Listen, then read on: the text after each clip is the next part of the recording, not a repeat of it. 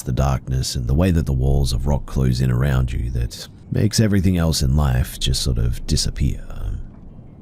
I live near some foothills, and over the years I've mapped dozens of small caverns in the area, most barely worth exploring, but there is one system that's been on my mind for a long time.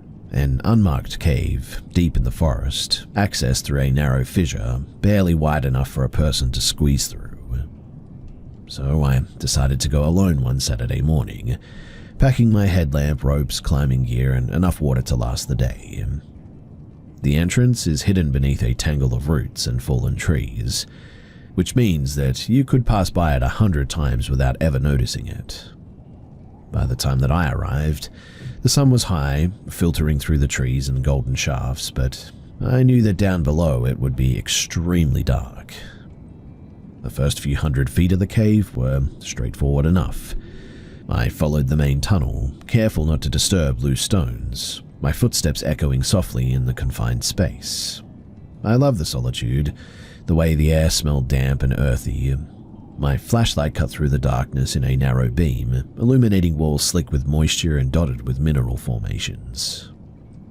It was when I reached a large chamber that things started to feel, well, a bit different than normal.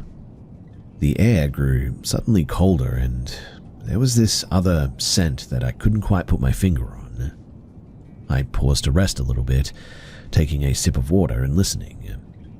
At first, it was only the sound of dripping water, distant and irregular. But then, there was this, what I can only describe as a faint murmur, like voices just out of reach. Upon hearing them, I froze, straining to listen. The words were indistinct, muffled as if traveling through layers of rock, but there was definitely a pattern to them, like somebody was speaking to me, quietly, in a language that I couldn't understand.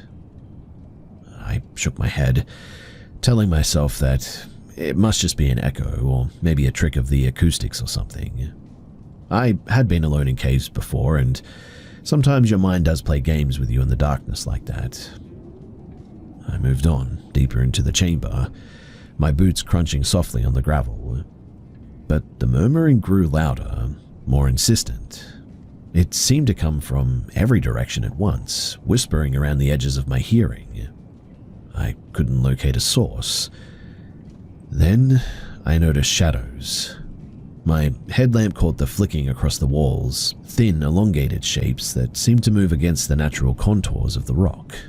I instantly stopped, spinning slowly, trying to see if they were just tricks of the light or not. Each time I paused, the whispers stopped too, leaving only the sound of my breathing and the distant drip of water. When I moved again, the murmurs instantly returned, shifting closer as if following me. Panic began to creep in at this point for me, but curiosity definitely pushed me forward still. I lowered myself down a narrow passage, squeezing through the cracks that scraped my arms and legs. The voices grew more distinct, though still unintelligible. And it was then that I realized that they weren't speaking words, at least not words that I could recognize. They were repeating sounds in patterns, almost like chanting. Occasionally, too, I thought that I could make out a single word, leave. But that might have just been my imagination. I'm not sure. In any case, I found a large underground chamber, its ceiling so high that I could barely see it in the dim light of my headlamp. Stalactites hung like jagged teeth, and the floor was uneven, covered in wet stones. The murmuring was much louder here, though, echoing off the walls and dripping down the unseen tunnels. I could feel it vibrating in my chest, a sound that wasn't quite sound, more like pressure pressing against my bones. And then I heard it clearly. I swear to you that I heard a voice directly behind me, soft and cold, say, "You shouldn't be here." Instantly I spun around, but there was nothing, just darkness before me. My flashlight quickly swept the chamber, catching the slick rock walls and scattered puddles, but nothing else. I called out, trying to convince myself that somebody must be playing a joke on me. Hello? Is anyone there? My voice was literally swallowed immediately by the cavern, leaving only the whispers in response. Well, that was enough for me. I decided that it was now time to leave. Every step back toward the narrow passage felt slower, heavier, as if the cave itself resisted me. The murmuring followed me, undulating around me like water. I didn't run, but I moved as quickly as I could, heart hammering, adrenaline slicing through the fear. Finally, I reached the entrance, sunlight spilling over my face, warm and very comforting. I looked back at the fissure, half expecting to see a figure lurking in the shadows or something, but there was nothing. Just the quiet forest, birds chirping, and the wind in the trees. I truly don't know what that was. I don't know if it was just echoes, my imagination, or something else entirely. I have returned to other caves many times, but I've never gone back to that one, that's for sure. There's a part of me that wants to understand what the calling was from the darkness, but there's also a deep instinctive knowledge that some places in the earth are just meant to remain alone, and that voices underground, well, that ain't normal. Even now, months later, I still think about that place, and when I think about those whispers, it always gives me chills. I remember the chill of the cavern, that feeling of being watched, and I know for sure that I will never, ever be returning to that cave ever again.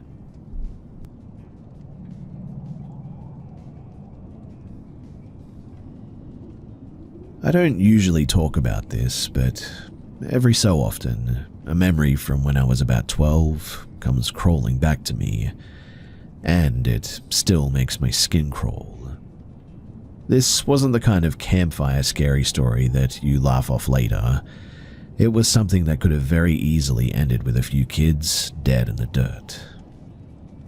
That summer, I spent a lot of time roaming the neighborhood with 3 friends. Evan, who was 11, his cousin Tori, who was 12, and his little brother Max, who was 9. Sometimes my younger cousin Lena, 9, would also follow us around, though we mostly saw her as a bit of a tag-along. And one afternoon, we got bored and I suggested that we sneak off to a little hideout that I had found behind some fences. It wasn't much, just an overgrown gap with a few old chairs and some junk that we had dragged in, but to us it felt like a secret clubhouse.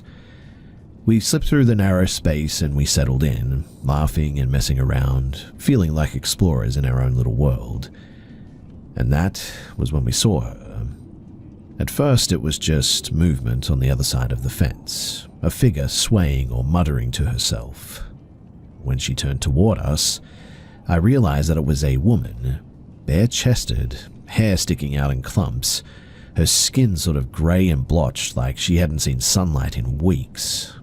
Her eyes locked onto us, and she started screaming about how we didn't belong there, how they had sent us to spy on her.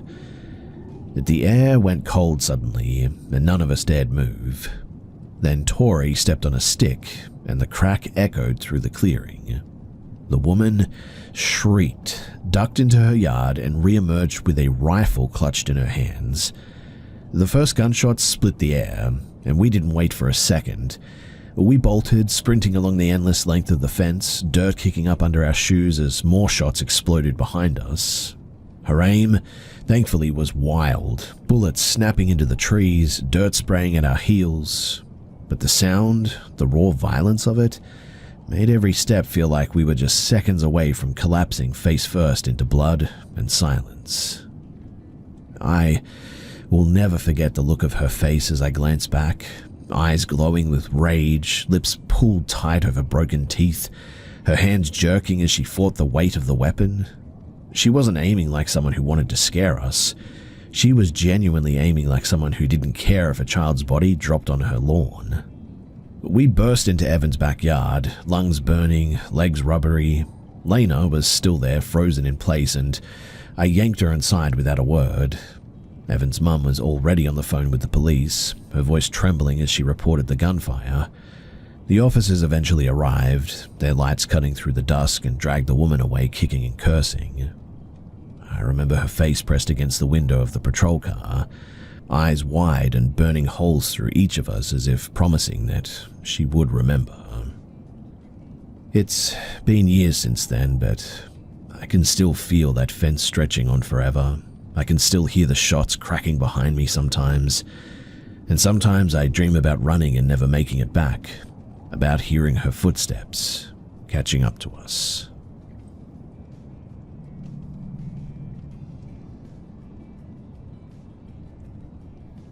A few weeks back, I had an experience that I still cannot shake.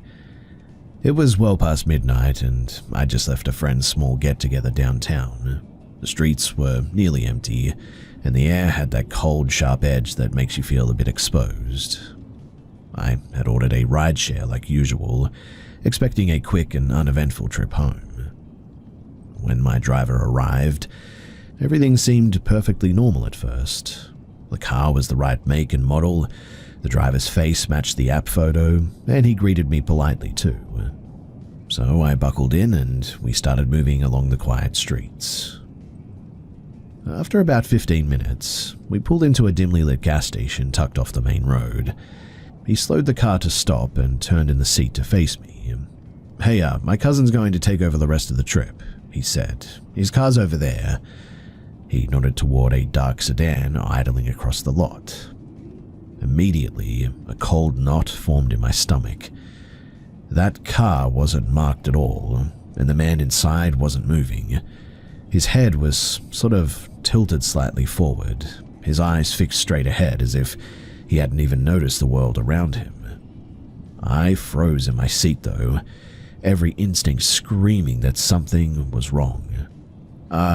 No, I said quietly, trying to mask my panic. "I think I'll just stay here. You can finish the ride." My voice sounded a bit shaky, even to my own ears. The driver leaned back, a faint, almost unreadable expression on his face, and insisted that switching would be easier. I fumbled for my phone, pretending to call the rideshare support line. I held it up where he could see and said loudly, "Yes, I'm still in my assigned car. The license plate is..." and I recited the number from memory, adding extra emphasis on each digit. For the first time since the ride began too, the driver's lips pressed into a thin line. He didn't say a word. He started the car slowly, drove past the dark sedan, and didn't speak again until we pulled up outside of my apartment. But even now, thinking back, I cannot shake the way that he didn't argue or try to coax me after that. It was like my sudden display of authority, real or imagined, had flipped some invisible switch. I never did see his cousin, and honestly, I never want to. The whole thing just left a lingering sense of dread too, and it didn't fade until I was safely inside of my building again. And I guess that's what chills me the most too. It wasn't just a weird driver, but something about the other car, the silent man inside, the sudden suggestion to switch. It felt deliberate, like someone was testing how easy it would be to get me to go along with it. I still check the cars carefully whenever I order a ride now too.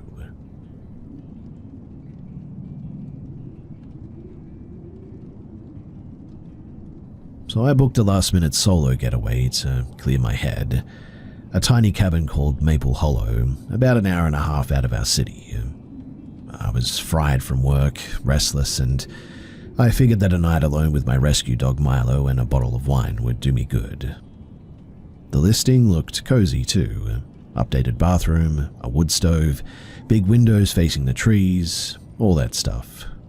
It promised peace and privacy. So I packed a hoodie, some snacks, Milo's blanket, and hit the road on Friday evening. The town on the way was the kind that puts out plastic pumpkins in October and serves 2 sweet pie at the diner. I grabbed a bottle of local red, dinner at a place with a handwritten chalkboard menu, and then turned off the highway into the gravel spur that led up into the Oaks. The last 5 minutes of the drive felt like slipping under the skin of the world, though. The trees closed over the road, and my reception died somewhere behind the last bend. That was fine with me, though. I mean, I'd been craving silence, to be honest. The cabin sat back from the drive, a single-story box with a screened porch and big panes of glass. Inside was small and clean. A kitchenette, a simple bed, a sitting area with the wood stove already prepped, and a tidy little bathroom. I built a fire, opened the wine, and watched the orange light eat the dark. Milo dozed at my feet while the forest breathed outside of the windows. At some point after 11, the quiet felt right. I put the fire out, did the porch light, and climbed into bed. Milo's ears picked up some little noises, twigs, a far-off animal, and his head lifted every time that there was a creak. I told myself I was being stupid, that the dark just was playing tricks on you when you're alone like that.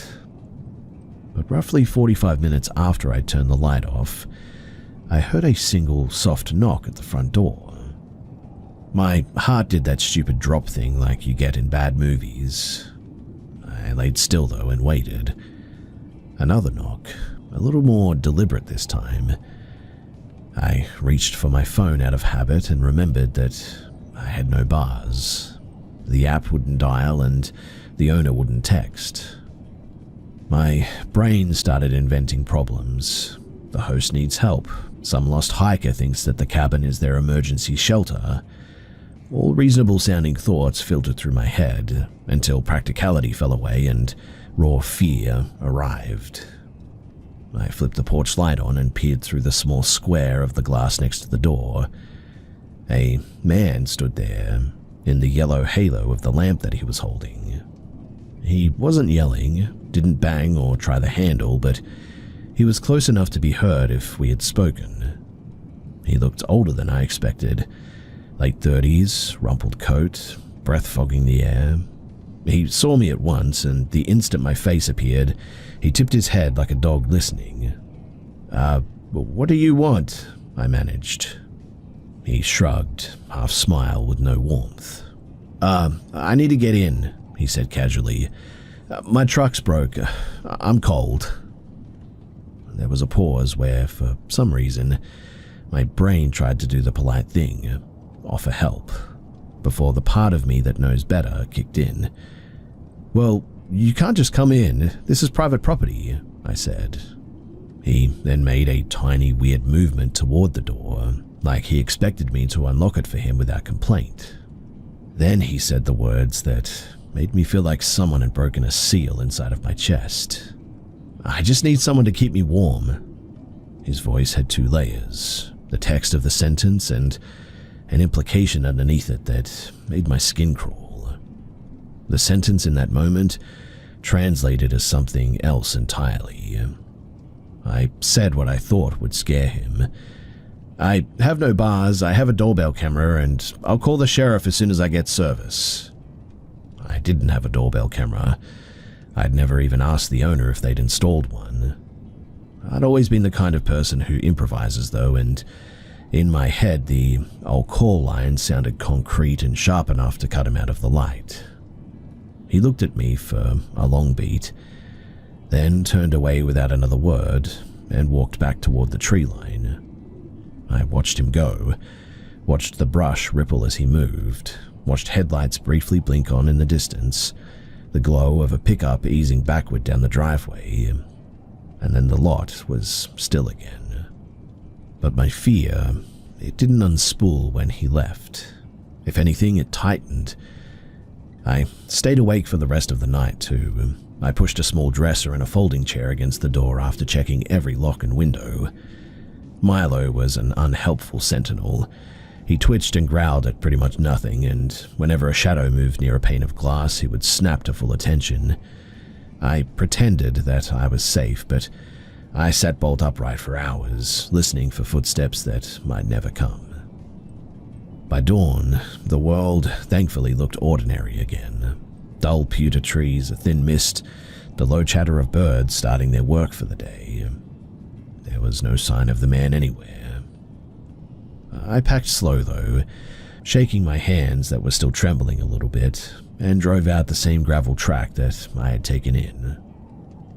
Halfway down the drive, I finally got a sliver of reception and finally texted the host. Someone knocked on my door last night and said that he needed to come in. He said that he needed to get warm, and he left after I said that I'd call the sheriff. I'm heading out now. There was no immediate answer. In fact, there was no answer for a while. When they did reply, they were polite and apologetic. No knowledge of anything like that, and no previous reports. They even offered to refund and to file a report on my behalf, and I told myself the sensible things as I drove back toward the city. I mean, maybe he'd been a drunk camper. Maybe he was lost or something. Or maybe I just overreacted. I filed no police report that morning. Life wanted to begin again. Monday meetings, a dog groomer's appointment, emails stacked like plates, and it's always easier to let discomfort dissolve into the noise like that. But then, 2 months later, I was scrolling a local neighborhood feed and I saw a single photo pinned to a community watch post. The same coat, the same crooked sputter of a smile, a man standing beside a country gas pump. The caption read that several residents in that area had reported seeing a man circling cabins at night. Someone had posted a camera still from a store where he had ducked in at midnight, and the angle matched the shape of the man that I had seen outside the door that night. I instantly called the host, and this time their voice tightened when they told me that they had received a complaint a week after my stay about a stranger knocking on the door at roughly the same time on a different night. That person had thought that it was a prank, and suddenly their refund offer felt very small in my hand. I don't know whether he intended anything worse than just asking for shelter. I don't know whether the photos on the feed prove that he was planning this everywhere or that he was just a chronically homeless man with a broken compass. But what I do know is the small solid fact of the knock and the way that he said that he needed to be warm, and the way that my chest flattened when I realized that I'd been visible, alone, and uncontactable in a tiny house in the trees, practically in the middle of nowhere like that. I still go on trips from time to time, but I certainly travel differently now. I always carry a little panic alarm now, a second phone that I test before I park, and a hard plastic flashlight that feels like a small baton. I learned to trust the sharpness that makes you speak loudly when someone tastes wrong, and sometimes when the wind is thin and the world is settling down, I think about that man at my door and what would have happened if I'd gone outside to open it.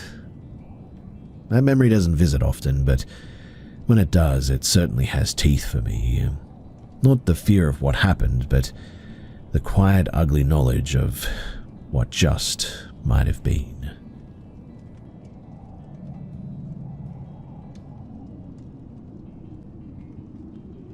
When I was about 7, my younger brother and I had already gone to bed, tucked under thick blankets in our shared room. It was one of those quiet, ordinary nights where the house seemed almost too peaceful, and the streetlights outside glowed faintly through the curtain, casting long shadows across the walls. Our parents were still awake, Mum in the living room watching a late-night talk show, Dad down in the basement tinkering with his computer setup like he often did. In those days, we didn't lock the doors. Our neighborhood always felt pretty safe, like nothing really bad could ever happen.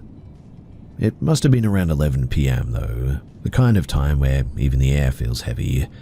Mum's quiet hum of the conversation with the TV was suddenly interrupted. The back door banged open with a force that made the whole house shiver. Mum froze immediately. The air seemed to tighten around her throat. There was no knock, no warning, just the sound of the door swinging open and footsteps entering into the living room. A man had come in. My mum later told us that the first thing that she noticed was the silence. He didn't say a word, didn't hesitate or ask anything. He just started moving around the living room toward her. Every instinct screamed danger. She tried to form words and barely managed. "What do you want?" Her voice shaking, but she made it audible enough for the house to hear. Something clicked, though Mum never really fully understood what, but she yelled Dad's name as loudly as she could, and he came flying up the stairs from the basement. In a split second, the man paused, and for the first time, Mum felt a flicker of hope. The second that his eyes met Dad's, he bolted.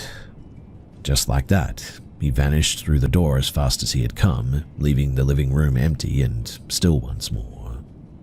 Mum later explained that she had a sense that the intruder had meant harm, that her voice alone wouldn't have been enough to scare him off. Dad being there changed the equation. She said that it felt like he had a presence that she couldn't fully see, like the man had known that there was someone stronger, someone capable of stopping whatever he had intended. The police, they were called immediately, but there was nothing to find. No fingerprints, no forced entry besides the unlocked door, no sign of the man anywhere nearby either. Mum never saw him again too, and the memory of that night became a story that she told us repeatedly as we grew up, always emphasizing the sense of danger that came in sudden silence and the strange, almost supernatural timing of Dad arriving just when he did, and also always reminding us to lock our doors. Years later, I asked Mum if she thought that the man had really intended something terrible, and she said that she had no doubt. What haunted her the most wasn't the idea of him entering the home. It was the feeling of just complete vulnerability, the sharp awareness that if Dad hadn't have come up at that exact moment, that she couldn't be sure what would have happened. The memory lingered like a shadow in the corners of our home for years, making Mum triple-check the locks and install extra lights, even though technically nothing ever happened. It was a night that left all of us, even us as children, with a deep sense of unease. For Mum, it became a quiet reminder. Sometimes the difference between fear and safety is someone showing up exactly when they're needed, even if it does feel like magic or luck. And for me and my brother, it became a lesson that we were never to forget. Always to be aware, always respect that thin line between comfort and danger, and especially in the places that feel the safest.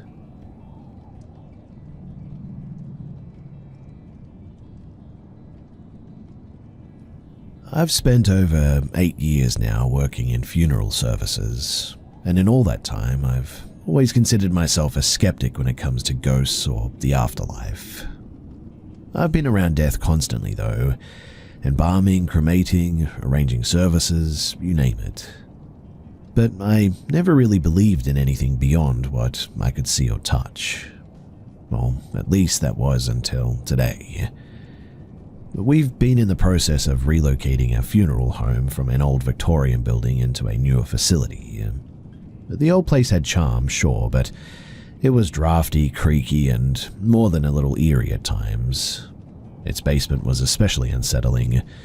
Rows and rows of boxes sat along the walls, holding unclaimed ashes going back decades, some from as early as the 1960s even. I'd always known about them, but I never spent more than a cursory glance at the labels, really.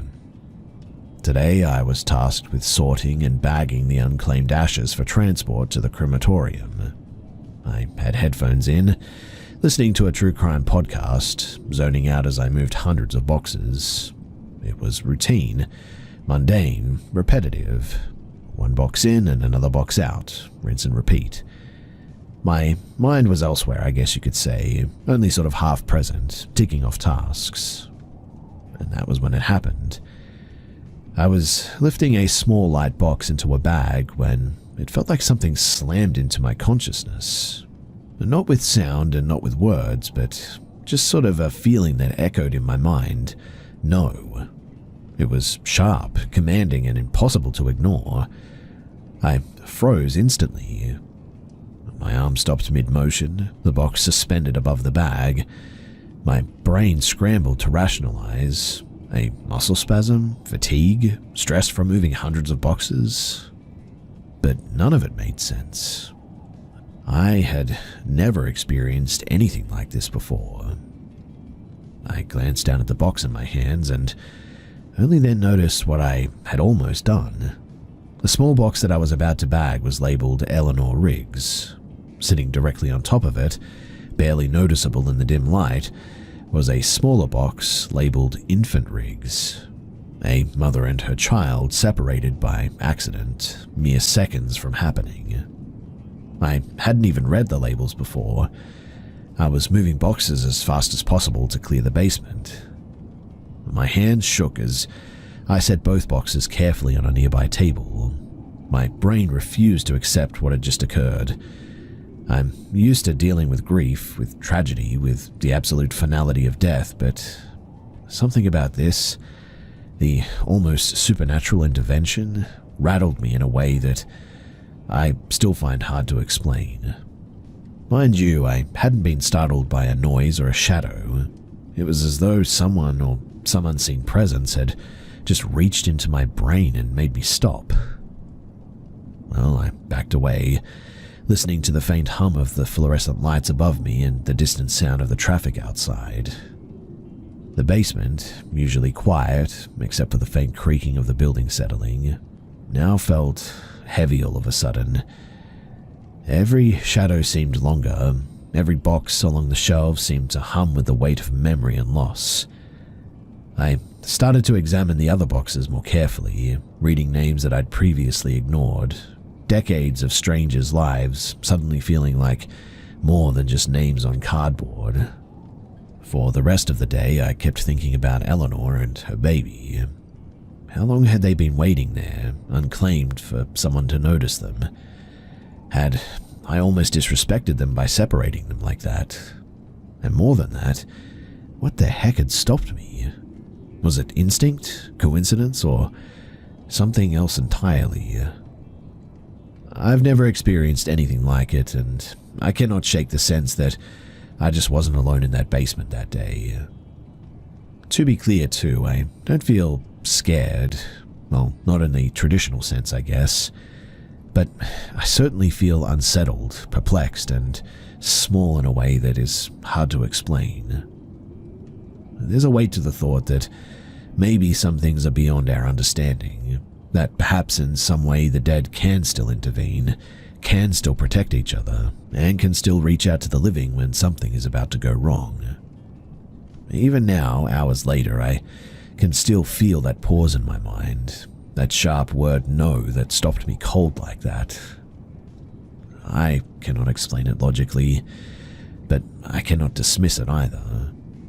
But what I do know deep down is that I will never forget Eleanor and her baby, or the moment that I felt something truly beyond this world for the first time.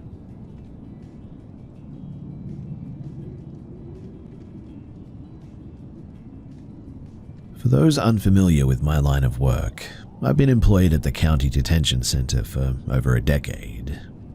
Over the years, I've seen some things too that just really don't make much sense. Things that I wouldn't just tell anyone, because most people would think that I was exaggerating or making it up. Among the veteran staff, there's a bit of a running joke here too. There's a bit of a running joke whenever a new recruit swears that they don't believe in ghosts. We always just smile and say, well, you will. Most of the rookies just sort of laugh it off. Some stop laughing after a few months, and others it takes a little bit longer, but inevitably, it always happens. Now, a few weeks ago, I had an encounter that reminded me why the joke exists. The detention center has an old wing that was built back in the early 1980s. A portion of that wing used to house a courtroom, complete with benches bolted to the floor, a small witness stand, and a judge's podium at the front. About 10 years ago, I would say, the county built a brand new courtroom, so the old one is mostly used for storage now. Office supplies, boxes of files, and miscellaneous equipment sit along the benches and in the corners. Most of the newer staff don't remember, or perhaps even never knew, that there is a small bathroom tucked behind the courtroom next to the exit door. The veterans, they know it well though, and for years it's been our quiet go-to spot. The room is usually kept dark. The only light comes from the window in the door. There's a switch on the far wall though, but most of us rarely turn it on. It's just never really been necessary. Now, I was working a night shift recently, the kind where the hours just drag on and on. I entered the old courtroom to use the bathroom at one point. Everything was as expected, quiet, dim and familiar. I finished my business and stepped out, and that was when I noticed something strange.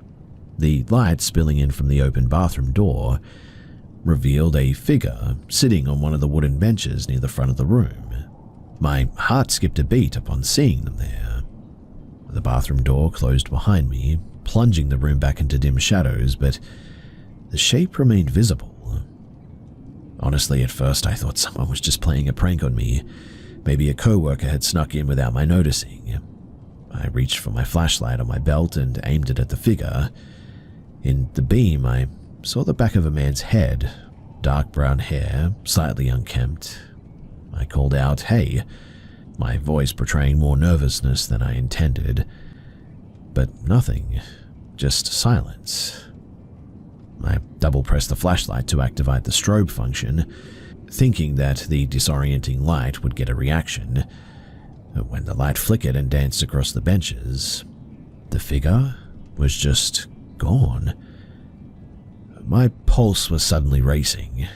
I switched on the main overhead light and searched the room thoroughly, but there was no one there. I checked under the benches, behind the stacks of boxes, even along the edges of the room, but no one. I walked over to the spot where the figure had been sitting, and I rested my hand on the bench, and the wood was oddly warm. And not just room temperature warm, the kind of warmth left behind by someone who had recently been sitting there.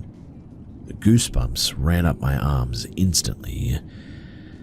And I left that room pretty quickly, heart still hammering, and tried to shake off the unease a bit. The next morning I asked my supervisor about it. He's been at the jail since the early 1980s, calm, rational, no-nonsense type of person who doesn't jump to conclusions or indulge in ghost stories. But when I described what I saw, he just sort of nodded knowingly. He told me that while he's never personally experienced anything in the old courtroom, court officers who he respected used to report odd occurrences when the room was still active. Papers mysteriously moved, pens knocked over, objects slightly out of place. Once security cameras were installed, the activity seemed to stop though. When the courtroom was decommissioned and the cameras were removed, those oddities returned. According to him, the space might still be haunted by the echoes of its past or something. People who spend hours there for work, for trial, for justice, for punishment, all that. Since that night, though, I've certainly taken extra precautions whenever I enter the old courtroom. Lights always go on immediately now. I check behind the doors and under the benches before moving further in, too.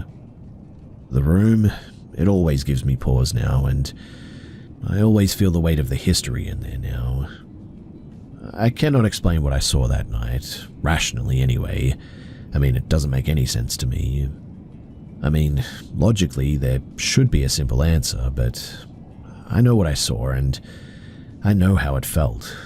The warmth of a phantom presence like that, the figure that just vanished into thin air, and the absolute certainty that the room was not empty. Sometimes when I pass by that old courtroom, even in daylight, I swear that I can feel someone sitting in there, just watching and waiting. And I know beyond reason that if you ever doubt what the veterans say, the "you will," you often find out sooner than you think.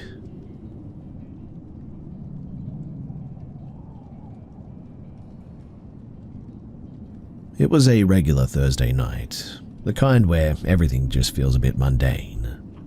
My partner and I were on the couch, winding down after a long day. We had MasterChef on in the background, a comforting, familiar ritual, really. She had already taken her medication, which usually meant that she would head to bed sooner rather than later. I had offered to stay with her a little while as she drifted off, something that we had done for months. After the episode ended, she got up and did her usual safety checks. She goes room to room, making sure every window is shut and every door is locked. It's something that she can't sleep without doing, really. Again, a ritual that's always been part of her nightly routine. I followed her upstairs to her bedroom, just to lie next to her until she would fall asleep. We had barely been in bed for maybe 15 seconds when it started. At first, I thought that I was imagining it, a faint tapping sound in the distance. But then it grew louder, clearer, more deliberate. A clacking or dragging noise, like someone walking heavily across the kitchen floor. Even with the bedroom door closed, the sound carried through the walls, and I was unsure what I was hearing. She immediately grabbed her phone and called her friend. I could hear the faint panicked voice on the other end as she explained what was happening.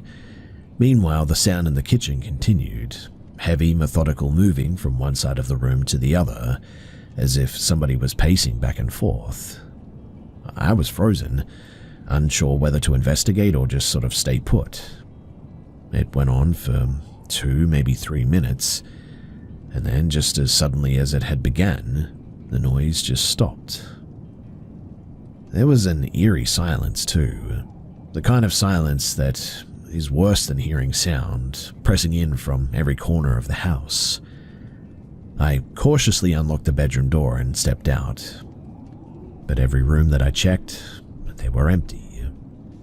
The front and the back doors were locked, every window was secure, nothing had been disturbed.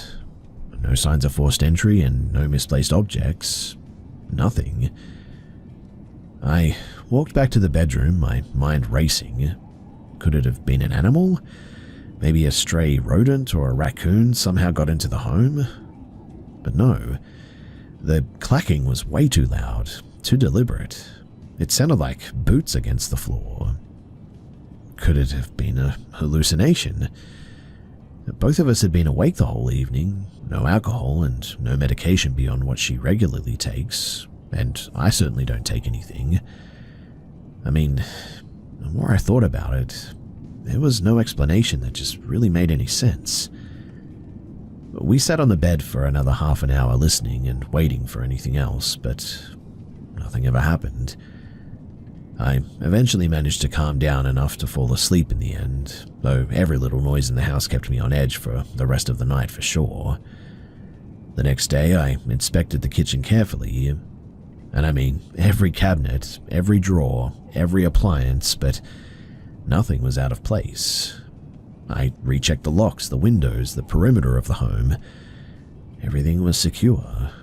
No one had been inside, except for us, and I just couldn't explain it. Even now, weeks later, the memory of that night just still gives me chills.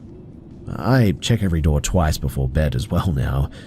I still glance into the kitchen whenever I hear the slightest creak, and sometimes, just sometimes, I swear that I hear that deliberate clack again, just for a moment, and I have no idea what it is.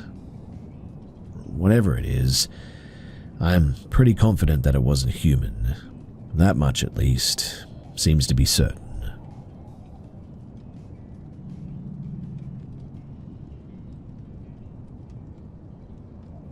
When I first started working in elder care, I thought that it would be quiet and a routine job. I was 19, eager for independence, and didn't give much thought to the building itself, an old facility that had been around since the late 1800s.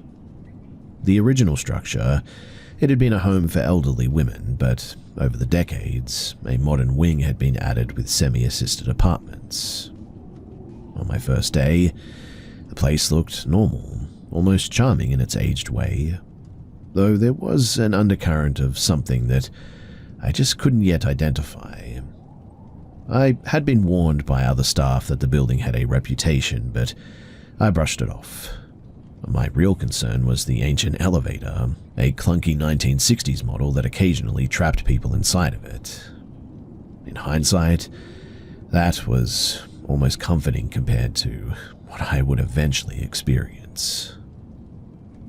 The first unsettling stories I heard, they didn't involve me directly. Like, there was a resident on the second floor of the main building, a devout woman who constantly requested assistance. She claimed that spirits were trying to hurt her, sometimes yelling about the devil chasing her. Staff who entered her room reported hearing whispers and low growls through their walkie-talkies. Eventually, she was moved, but the room retained a sort of strange energy, I guess you could say. Knocks and soft scraping sounds continued to emanate from the empty space, too. My first personal experience happened not long after this as well. The top floor had a narrow hallway shaped like an H, with a small fridge positioned in the middle corridor. And while stocking it one afternoon, I noticed a figure gliding toward me. She was a woman dressed in an immaculate Victorian white gown, her hair pinned in a classic updo. She hovered above the floor, no feet, no shadow, and silently vanished before I could even react. Staff later referred to her as the White Lady, and after that day, I refused to stock the fridge alone. There were also shadow figures too. Like, on late night shifts, the kitchen and the dining area were sometimes empty, but for me, the dark humanoid shapes would flit across the room, always. One evening, while mopping, I saw a large shadow that looked almost human, but was darker than any clothing that I had ever seen. It moved between tables, ducked behind stoves, and just watched me, seemingly aware of my every motion. Older staff explained that these shadows often gathered where sadness or trauma lingered, drawn to vulnerability, particularly among the elderly. Then, there were the moments linked to death. I witnessed a full-body apparition of a resident sitting at her usual dining chair, her eyes now entirely black. Later that day, I learned that she had passed at the hospital, and another resident died in the shower, and for a week afterward, her call bell would ring at the exact hour that she had died. The newer apartments were starkly different, though. Bright, modern, and seemingly free from history. Still, though, staff agreed that something malevolent resided in the basement there, the storage areas, and even the elevator. The basement had a small activity room for residents, adjacent to laundry and storage. It was dimly lit and very long with a single flickering aisle light. Many reported a sort of suffocating or oppressive feeling when entering there, as if unseen eyes were watching every movement. Trash runs became a dreaded chore for everyone, and some staff would simply leave garbage in the hallway rather than step into the space alone at night. Personally, too, I never saw the little girl that some co-workers spoke of, a child in a red dress apparently. But I did often feel a crushing presence while delivering meals. Paper placemats sometimes flew off the tables for no reason, too. And one day, a heavy wooden chair lurched across the floor and turned toward me, almost as if someone invisible just wanted to sit there and watch me. It was undeniable as well, physical evidence of something in that room. The elevator, though, was the most disturbing.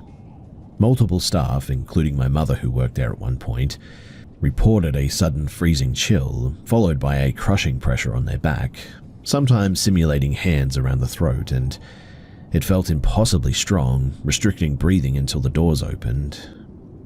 I personally experienced that several times, each incident leaving me rattled and uncertain how to continue working. What unsettled me most, though, was that the apartment wing had no history of death or intense trauma, nothing to explain the malevolence. My mother, who had known the land's previous owners, could find no reason for what resided there now. Whatever it was, it just didn't seem to belong to the building's history of human sorrow or loss. It was older, colder, and darker than anything that I had ever experienced. Eventually, I left that job though, and I no longer drive past the property if I can avoid it. But even now, years later, I cannot forget the oppressive weight of that basement, the floating figure in white, or the silent shadows stalking the kitchen.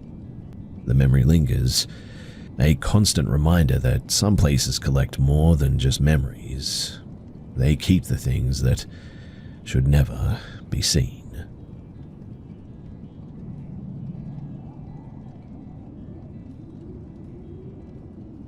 I never expected a routine hike to leave me questioning reality, but that morning in the remote countryside of southeast England, it did just that. My husband and I had set out early, hoping to enjoy a few quiet hours on a rarely used trail near an old nature reserve that we knew of. The mist hung low over the rolling hills, and the wind carried the faint scent of rain as storm clouds gathered overhead. We had been walking for nearly an hour at this point, well off any marked paths, and I was beginning to regret leaving the main trail. We decided to try a shortcut back to the car as the first distant rumbles of thunder began to echo across the hills. The undergrowth, it grew thick and tangled, but we noticed what looked like a faint trail, more like a path carved by repeated footsteps or small animals than a maintained trail by any means, but my husband, curious and ever the adventurer, decided to check it out while I stayed behind, not wanting to push through the thorny brambles unless I had no other choice.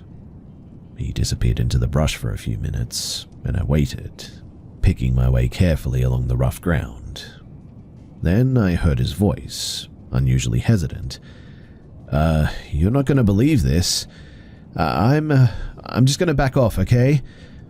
Moments later, he returned, his face pale and eyes wide, the kind of look that freezes you in place without understanding why. "What happened?" I asked. He could barely speak at first. Then he described what he had seen, something that defied every rational explanation. It was like a jellyfish, but flying. Not floating on the water, but in the air, drifting side to side like it had its own rhythm. It was sort of donut-shaped, kind of oval with a dimple in the center, with the tendrils sort of dangling around the edge, and yellow spots all over it. Brown and not transparent and about the size of my hand. It was low, like it was just hovering above the grass. I stared at him, half expecting this to be a joke, but his expression was too serious. He insisted that he had never seen anything like this in his life and had no reason to lie, and when I asked why he hadn't taken a picture or a video, he just shook his head. I don't know. I couldn't think. It just kind of froze me, like I wasn't in control of what I was doing. I just sort of watched it move and, well, then it was gone before I even knew it. After a few minutes of silence, he returned to the same spot, hoping to find evidence. He filmed the area carefully, circling the small clearing where he had seen it, but when we reviewed the footage, there was nothing. The grass swayed in the wind, the light shifted, but no shape, no color, no jellyfish-like object. We drove home in silence that day. On the ride, we tried to reason it out. A leaf caught in the wind, a trick of the sunlight, a butterfly, or a cluster of debris. But none of those explanations really matched what he described. The slow, deliberate motion, the hovering in midair, the almost liquid rhythm. He was frustrated, I could tell, unsettled and strangely haunted, I would say, by the experience. Back at home, I couldn't stop thinking about what he saw. I went online searching forums for encounters like this, strange flying creatures, cryptids, or unexplained aerial phenomena. Some stories were similar, hovering, jellyfish-shaped creatures, ghostly lights in rural areas. Others seemed outright fictional, but still, there were enough accounts to make my stomach tighten a little bit. Even now, a week later, I cannot shake that image. I keep imagining that quiet clearing, the storm clouds pressing down, and that impossible little creature drifting like it had purpose, observing us. My husband has kept returning in his mind, imagining what it might have been, frustrated that the footage shows nothing, and just desperate for logic. I keep wondering if I had followed him, if I had seen it too, would I have felt the same hypnotic awe, the sense that something alive but utterly alien had just crossed our path? I truly don't know if it was a trick of the mind, a rare natural phenomenon, or something else entirely, because I didn't see it. But I do know one thing. That day in the middle of nowhere, under the darkening sky, we both felt the undeniable presence of something that didn't belong to the ordinary world. And whatever it was, it's still out there, drifting and waiting and, who knows, maybe even watching.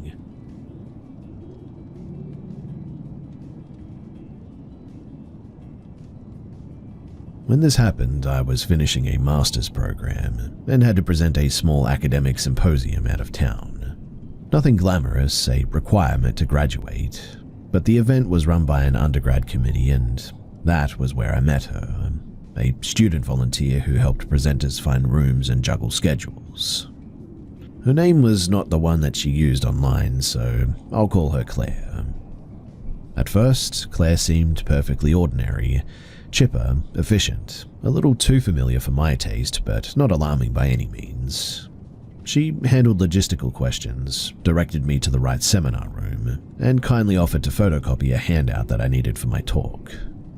She was a few years younger than me and bubbly in a way that made a lot of presenters grateful to have her on their side. I chalked any oddness up to just energetic youth.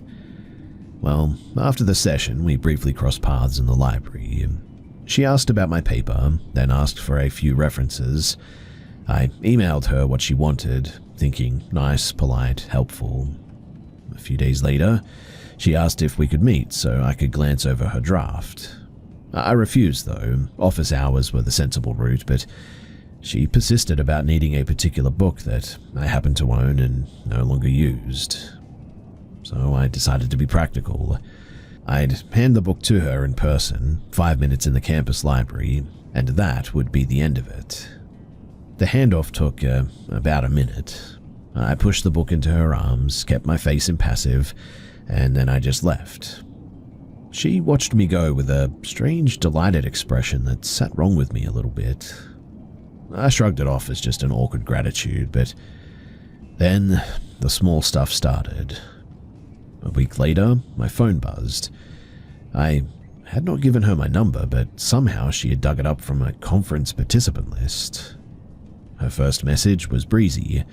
"Thank you. Hope the refs helped." Her next messages read, oddly intimate. "Why not make it a little more personal?" I didn't reply. I was in a committed relationship then, serious enough that I'd already spoken to my partner about things, so the message felt invasive and very unwelcome. Soon after, friends began to ask me, conversationally at first, "Are you seeing that Claire girl?" I laughed it off, but the tone soon changed when one of them slid me screenshots. Claire had a private social account that some of our mutual acquaintances followed. On it, she had made me the core of a one-sided narrative. My username in her bio, photos of the library with captions like, "Our little date." We had not been on a date though. And posts that framed our brief interaction as something tender and ongoing. At first, the posts were quirky but nauseating. What I mean is that she wrote as if we were an actual couple. "He looked tired today. I wanted to tuck him in." She referenced the 5-minute book handoffs as our library date. She never tagged me, mind you, but she knew enough about my online presence to post subliminal messages aimed at me. If I tweeted about a difficult day, she'd follow with, "I'll make his day better." The accounts that saw it were small, but the tone was possessive, I guess, and in hindsight, downright sinister.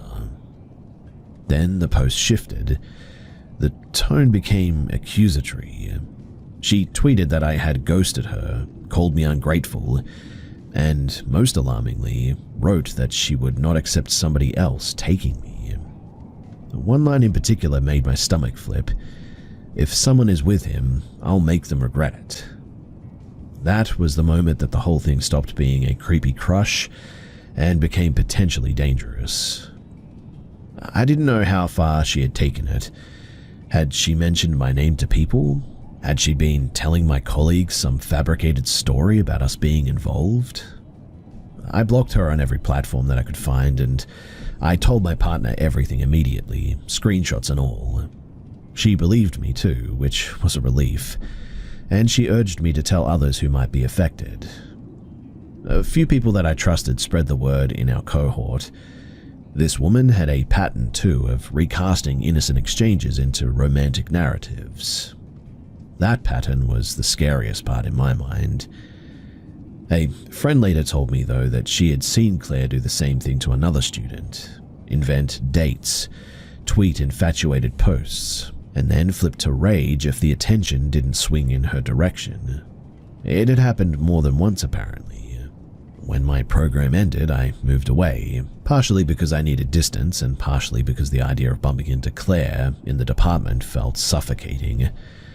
I thought that the physical relocation would close the chapter too, and it helped, but it never really erased the unease. And I guess the thing that haunts me isn't merely the fact that she invented a fantasy about us. It's that the fantasy could have been believed. In a blink without context, my reputation, and worse, my perception of my partner, might have been upended by a narrative spun online by some crazy weirdo. Well, years later I still think about the tiny decisions that could have changed everything. If I had gone on that supposed library date because I wanted to be polite, if I'd given her my number, if I'd joked or flirted for even 5 seconds. None of those would have indicated real interest, but to someone constructing a story in which I was their lead, they would have been fuel for sure. I don't know what Claire wanted beyond attention or why she escalated into threats like that, but I do know this. People can weaponize social media to create convincing fictions, and when they place real people at the center of those fictions, the consequences can ripple outward quickly. So if you find yourself on the tail of somebody else's invented story, act quickly. Tell your partner, warn your friends, preserve screenshots. It's a small defense, but sometimes small things are the only things that blunt a much bigger danger.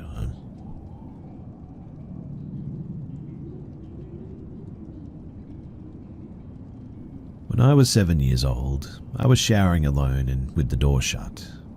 I was close to being done when suddenly the light, the fan, and the water turned off. There was a moment that I was in darkness. It felt like 3 to 5 seconds, and suddenly everything turned back on. When I looked out of the shower to see who was messing with me, I instantly froze cold. There was a tall and seemingly thick, darker than black silhouette of a being reflecting next to me outside of the shower, but only visible in the mirror. I was petrified and couldn't move or scream, and as quickly as it came, it suddenly vanished. I hurried up and grabbed my clothes and booked it down the stairs to where I attempted to speak to my mum. She told me to wait a minute, I'm on the phone. And so I waited about 2 minutes, and my mum returned from the garage and into the living room where I was seated, silent and confused, after what I just saw, and she said, "I don't know how to tell you this, but your dad passed away."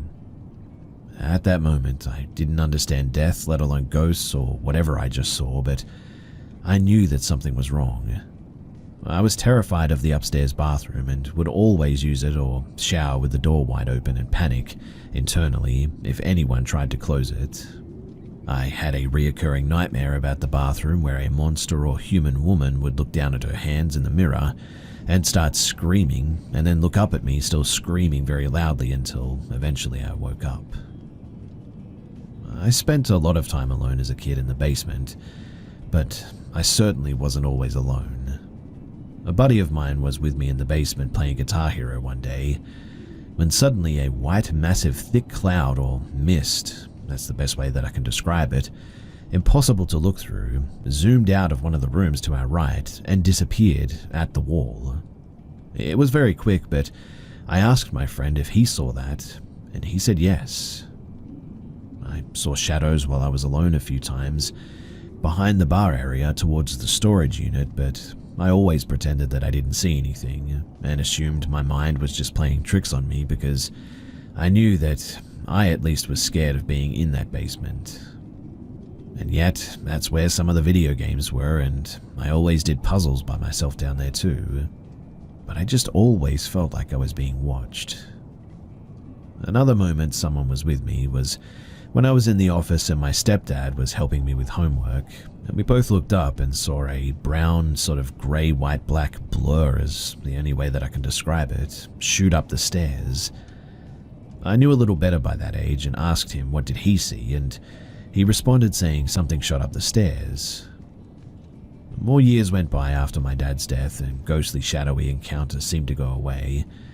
My mum became an every-night alcoholic, gone 4 to 6 nights a week for years, and my stepdad hated me too. Often we had chaotic battles. I was terribly depressed between 10 to 19 years old.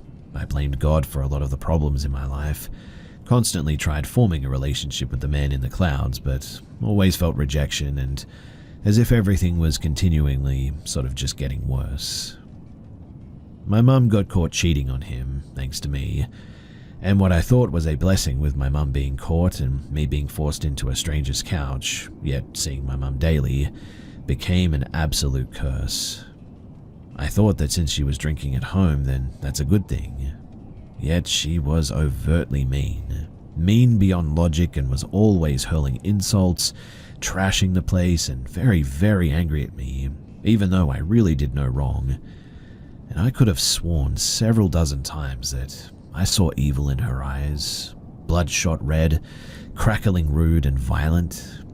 I've seen my mum crab walk after me while I was trying to get away from her once. She'd called the police on me while I was sleeping after she destroyed parts of the house. She called my PO to say that I was being violent. One day she hurt my brother and convinced him to blame me when questioned at school about it. Lucky me, I was in a temporary mental hospital for kids because she kicked me out and I slept in front of my school. When the teacher and the police asked why I had cigarettes, I responded wrong and said that I was depressed and they took me away. But quite honestly, I think that saved me from assault with deadly weapon charges. And yet, my mum was never arrested as the truth never came out until a few years later somehow. My ex-stepdad showed me proof that she was apparently arrested the night before with assault with a dangerous weapon with regard to her current husband. Yet no cops connected the dots, and I guess it was just lucky for me that I had a solid alibi. But anyways, new house with the stepdad brought ghostly things as well. So one day, I was sitting on the couch after school and the doorbell rang. I got up, looked outside, and, well, nobody was there. I sat back down and the doorbell rang again, but twice this time. I hurried to the door and looked outside, looked down my street, and nobody was around. The dogs were also weirdly going ballistic this entire time, but when I sat back down, it rang 3 times before I could even sit down again, and I walked outside, walked around my house and back inside, just sort of checking around the house in case I was being pranked or something. Before I could even close that heavier door though, the doorbell rang super fast and didn't stop for a good 10 to 20 seconds. With dogs freaking out, I cussed at the potential ghost or demon that was there. It stopped, but I was definitely spooked by that. Another moment happened when I was outside on the phone talking to my dad's fiancée when he passed, and suddenly from the woods, I hear a faint yet audible help me in a woman's voice. I paused, looked towards the moonlit woods and continued my conversation. Then I heard a woman scream help me in a loud yet agonizing pitch. I lit another cigarette with Miss Joyce on the phone still, and I heard it again, but this time in a man's voice, and louder. It repeated itself this time, seemingly very angry, louder and closer. It sort of sounded like it was no longer in the woods too, but in the backyard, less than 50 feet from me. I knew that something paranormal and dark was happening, but curiosity for answers locked me in place. It screamed in rage one last time, and that's when I just booked it inside. Weirdly though, it sounded like it was next to me, yet all around me at the same time too. I still get goosebumps even sharing this some 12 plus years later. Now, after being kicked out so many times by my mother and never having a real place to go, I eventually became a thief. I stole from unlocked cars, and one day I stole a car even. And it landed me in prison. But the stories, they don't end here. You see, I had my girlfriend over who I was with before prison, and we were again at my mother's new husband's house, and I was going to meet my girlfriend down in the basement, my room, and start a puzzle like I always did. I was talking to my mum when my girl said that she was going downstairs. I quickly finished the conversation and went to follow her. Through the glass door of the basement, though, I looked down and I saw my girlfriend's pale face staring back up at me from the bottom of the steps, and when I opened the door, she was no longer standing there. I turned on the light and proceeded down the steps, turned on the basement lights and looked around, and she wasn't down there at all. I said her name a few times, and when I went to go back upstairs, my girlfriend was at the top, asking me what I was doing, and I told her what just happened. She said that she had to use the bathroom first, and so she was there. I was puzzled by that, but not scared, I guess. And though this is a new event, I guess, this haunting stuff definitely wasn't. We did do a puzzle for the rest of the night, and then she left and came back the next day. We were in the far back of the basement, doing that said puzzle, and suddenly we hear a sharp shush sound from the opposite end towards the stairs. Slightly confused of what that sound was, not thinking that it was paranormal, we continued on. But again, it just sounded like someone was shushing us. It sounded clear audible, and I joked that maybe it's the furnace, yet the furnace was a good 15 to 20 feet away. This time we hear someone say "ah," but it moved to the left of the stairs to the basement kitchen area. Again we joked, maybe a rat in the air duct. Again the shushing sound. This time it moved by the furnace area though. And now I knew that something was going on. I scooted closer to her, facing the rest of the basement. We hear the shushing sound again. Like air escaping a tire is the only way that I can describe it. When suddenly, I saw a mirage-like form around the treadmill, and again that shushing sound. It was loud, and it was a 90+ degree angle away from where it started in the first place. I then explained to her I'm feeling rage, like I want to argue, but admit that I have no reason to be angry. Then the shushing sound. This time it was somewhere right in front of us. Then she jumped up and asked what, and she said that it was in her ear. And then the sound again, yet it was directly between us, surprising us both, and we both jumped in fact. I pushed her away from me to go upstairs, and I started calling this thing every name in the book and threatened it with the Bible, and after that, surprisingly, it just never did it again. We got a place in a hotel to be together every day until more money was saved. My mother was too hostile and drunk to be around. There were fights all the time, and my girl witnessed her bad side as well finally. But at said hotel room, the light would turn on, and strangely also the sink. She said that she would see shadows in the dark, but I always said that we were just matrixing sort of shapes in the dark. But I could have sworn that I saw them as well. Surprisingly, since then, nothing much has happened. Yet I just cannot say my life got any better. I've always felt like this thing follows me around, I guess. I know it's not my dad, and I suspect it to be truly evil, yet I just don't really know. I appreciate anyone hearing this, and I've struggled with this stuff for years. I believe the only reason that I believe in God is because I've witnessed this thing too. Yet now my stepdaughter and wife claim to see shadows at night, and I just hope that it's not all starting over again. Maybe I was vulnerable, but I shared a moment with other people, and all I can say is yes, ghosts or demons, I believe that they're real.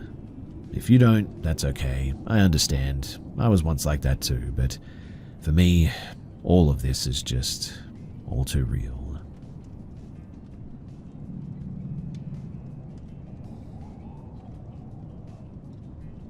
So, this started on one of those meet new friends apps. I'm not just a huge loser, I swear. I moved to my current city during the pandemic and have a work from home position, so it just hasn't been the prime circumstances for a social life, I guess. In any case, I matched with this random girl. We'll call her Annie. I cannot remember if I saw her first or vice versa. Honestly, I was paying more attention to the profiles than the pictures, and she seemed okay. Spirituality came up somehow. I can't remember how this happened either, but to be fair, it could have been either of us. I've recently been more seriously following Norse paganism, but it wasn't something that I was seeking to explore with other people. It's mostly a private thing, I guess. Not to mention that my own beliefs are more metaphorical than anything. But that doesn't mean that I'm closed to the experience entirely. So when she mentioned having a LGBTQ neurodivergent pagan femme coven, I was like, wow, okay. That's either very specific or very broad. But hey, why not? Maybe it'll be fun. So we agreed to meet first before I went to the event. One weird thing though that stuck out in our text conversation was that her partner was in some bizarre Scientology rehab. At first I assumed that this was a place where one recovers from Scientology, but I did ask her if her partner was a Scientologist, and I never got an answer. In any case, we only met for an hour to have some coffee. I think more red flags would have popped up if I'd had more time, because the little things that went off on my radar were things that weren't that weird, I guess. Like, there were explanations, or I decided to give her the benefit of the doubt. And me being stupid, didn't ask again about the Scientology thing. I kept meaning to Google Scientology rehab, but kept, well, just forgetting to do it really. I've since Googled it, and cannot find anything about a rehabilitation for ex-Scientologists, so I wish that I had done that sooner. There were, however, other things that really stuck out. They're relatively benign out of context, but putting everything together in retrospect made me feel, well, pretty dumb, I guess.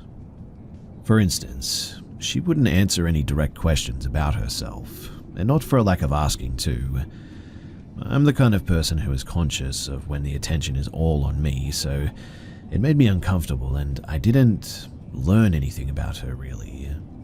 Most of what she said had to do with her spiritual awakening. Her spiritual awakening itself sounded weird too. She said that she had a realization that she was like a lighthouse that was drawing people toward their personal enlightenment. And okay, I did think that was weird, but like, she's from California. I don't know, maybe that's normal there. I just chalked it up to her personal beliefs in any case, being whatever they were. Reincarnation came up too. Reincarnation is a big part of paganism, although Asatru additionally focuses on ancestors. She told me that she didn't think that she had any past lives and is a new soul, which really just doesn't make a lot of sense, but okay, whatever. Not my circus, not my monkeys. The vaguely supernatural elements that she placed on herself were strange though, but I know a lot of people want to feel special in life, so that didn't mean that I had to believe it. At one point, I told her about this random woman that I met at the pagan festival who tried to con me. She wanted to charge me so that I could be under her wing or whatever. I don't need someone to protect or guide me, so I declined obviously. As I was telling this story though, I could tell Annie was, well, conflicted. Like she wanted to agree, but didn't. Finally, she said something blasé, like how it was only inappropriate because the student should choose the teacher. So I clarified that I didn't want a teacher. Her responses were also very mirroring. I'm not a moron too. I was getting a weird sense that she wasn't being honest with me and that she was telling me things that I wanted to hear, and told myself that she was probably just nervous. I do have a pretty strong personality after all. I am very independent, so I can understand if someone wouldn't want to go up against the things that I said at our very first meeting. I know I'm just dumb at this point, but I didn't want to be paranoid too. I don't trust people easily, and I know that, so I was trying to loosen up and be a bit more chill. But yeah, that was a big mistake. But anyway, so yeah, I go to this thing and immediately it is weird. Immediately, the second that I step foot into that house, I'm very uncomfortable. It's filled with people and completely silent. Everyone is looking at me. I'm sort of laughing and saying hi, and no one is really responding. And here I am awkwardly dropping my keys and phone while everyone is just watching me. Eventually, I take a seat on this short couch because there's just no room in the large circle. It's a very small living room, and there are 20 people circled up. There's a cushion on the couch, so I just sort of sit on that. The leader starts talking, and as she's going on, I'm looking around at the people there. I was curious, I guess, but out of the corner of my eye, I see the leader trying to look at me. The girl sitting in front of me is sort of partially blocking our view of each other, so the leader is leaning over to try and meet my gaze. Finally, I felt awkward enough to shift over so that I was leaning against the arm of the couch.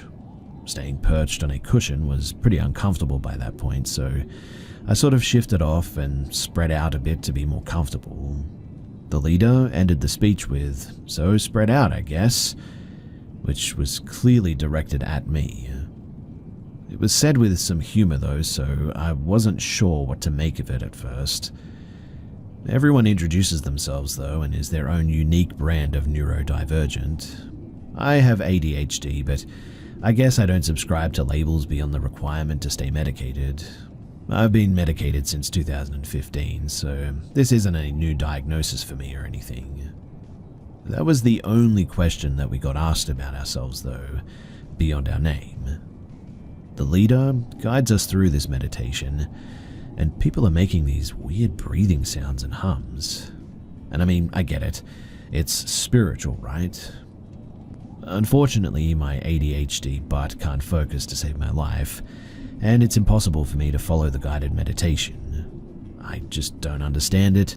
I mean, how can anyone with actual attention issues listen past trills and deep nose breathing like this? So I'm sitting there with eyes closed and barely paying attention because I just can't. But I do hear the leader say that we should think of anything that we'd want to ask her or need from her, and that got my attention.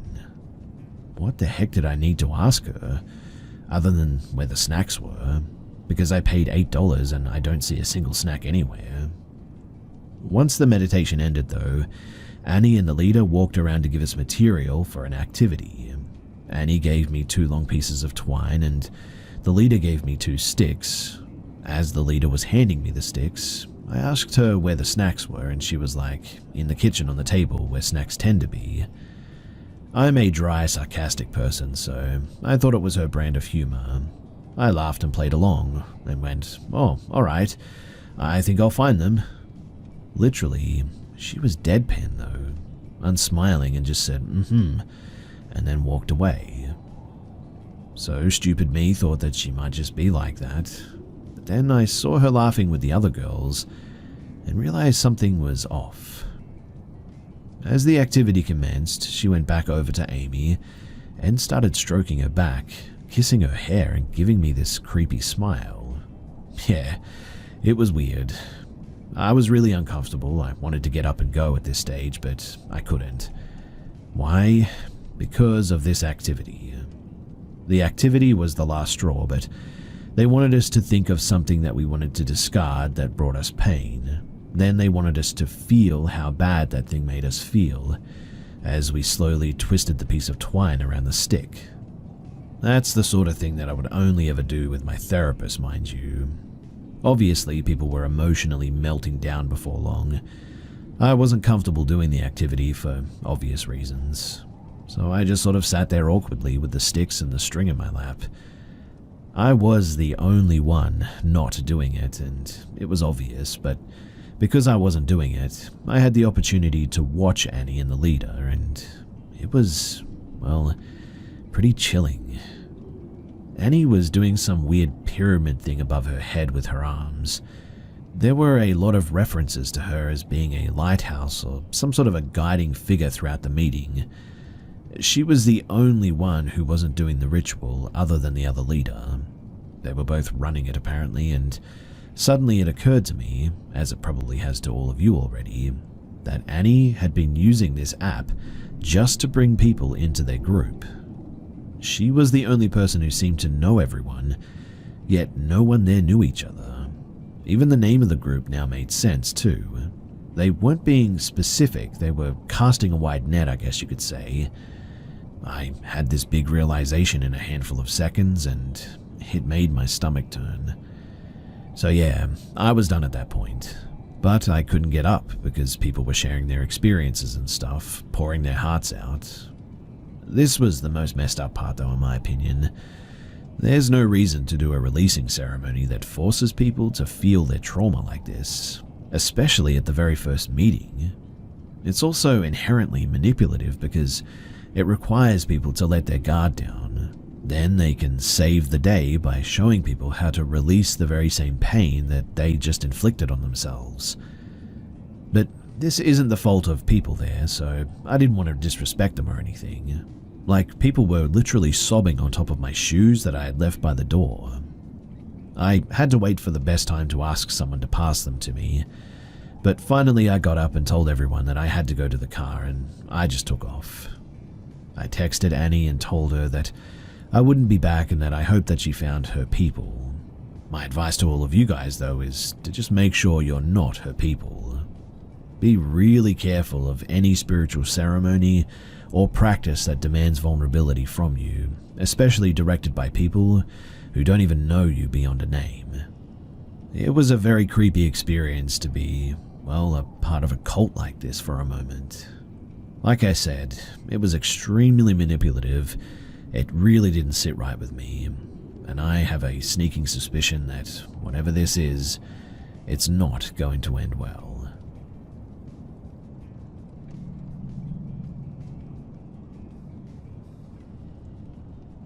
Before my parents split up, we used to live in a mini mansion near a man-made lake. It had a massive garden and was surrounded by land with some water and lots of wild ducks. When my brother was still a toddler, before I was born, he fell into one of these lakes and nearly drowned. If it weren't for my uncle who saw him, he would have died for sure. When he got pulled out of the water, he was talking about some naked fish lady or something that was there staring at him. Everyone being shocked about what had just happened, they didn't bat an eyelid about this lady and just made sure that he was okay. Well, a few years later, when I was like 3 and my sister was around 11, she would occasionally complain to my parents about this lady who would visit her sometimes at night. She was always wet, naked, and something to do with being aquatic. She also mentioned that sometimes the husband showed up too, but was not very nice and she didn't really like him. When this woman wasn't visiting, she would be somewhere singing though. Every single night my sister would talk about hearing singing, and the neighbors' kids would also mention it too. The parents thought that the kids were just trying to scare them, so they didn't really care, but it's this next part that really freaks me out. So fast forward to when I'm like about 12, we get into contact with the people who now own that house, as we moved out a long time ago, and we never had mentioned this mermaid lady to them. But as we're leaving and saying our goodbyes, they start talking about this lady who sings and visits them at nighttime, who's always wet and sort of appears like a fish. We have never been able to figure this out, as there is just no way that they could have known about how we used to see things like that. It's the same house, just 10 to 15 years later, but that is startling to say the least. So, does anyone have any ideas as to what this could actually be?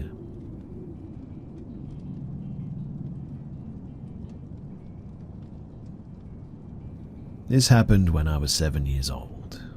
I know that memory can be tricky, but I have also thought about this experience pretty much every day since it happened. It's less important to me if this experience was real or not, and more important to me that whatever it was, it had a significant, long-lasting impact on my life. And the crazy thing is, it only lasted for a few seconds. So, it was the night before or early morning of January 25th, 1999. It was in Central California, and I only know the exact date because it was the only time it snowed here, in a really long time anyway. So you can still Google the newspaper articles about it. Anyway, basically what happened was, I woke up, sat up straight in bed, and crouching on the bed, one knee bent on the bed and one leg off the bed, was a typical grey alien. Large head, big black eyes. To me, the skin looked greenish grey and had an almost rubbery or just very smooth texture. No nose, slit for a mouth, no visible ears, and I remember it not wearing any clothing, it seemed. It just stared at me, and I just remember feeling sort of shocked, not enough time to even feel terrified. That came the days, weeks, or months after. For whatever reason, I just sort of laid back down, turned on my side, put the covers over my head, and I guess I must have fallen asleep. Now, the whole next day, I was thankfully partially distracted by a rare snow day, but I also was very aware that I would not be able to go to sleep without feeling petrified for a very long time. I thought about telling my parents, but I just didn't have a word for, what I had seen. No reference for it. I didn't know what an alien or a grey was. For a lack of a better word, it was totally alien and just unknown to me. It wasn't until I was at my friend's house, whose dad was watching a sci-fi movie that had typical greys in it, that I learned to associate what I had seen with the word alien, and that they were at least real enough to be depicted on TV. And then, of course, that's when I started noticing them everywhere, in shows, movies, art, etc. I accept that this could have been a hallucination or a very vivid nightmare or whatever. Maybe I had seen them depicted on a TV before and my subconscious just picked up on it or something, but it is the single event that led to a lifelong obsession with aliens and unexplained phenomena. Sometimes I wonder if that was the whole point of that experience in the first place, or if that's a part of the reason why they appear to people, just so stories about them will continue to influence our culture, our mythos, and our spirituality. Whatever the case may be, I appreciate you guys hearing me out, and thanks for listening.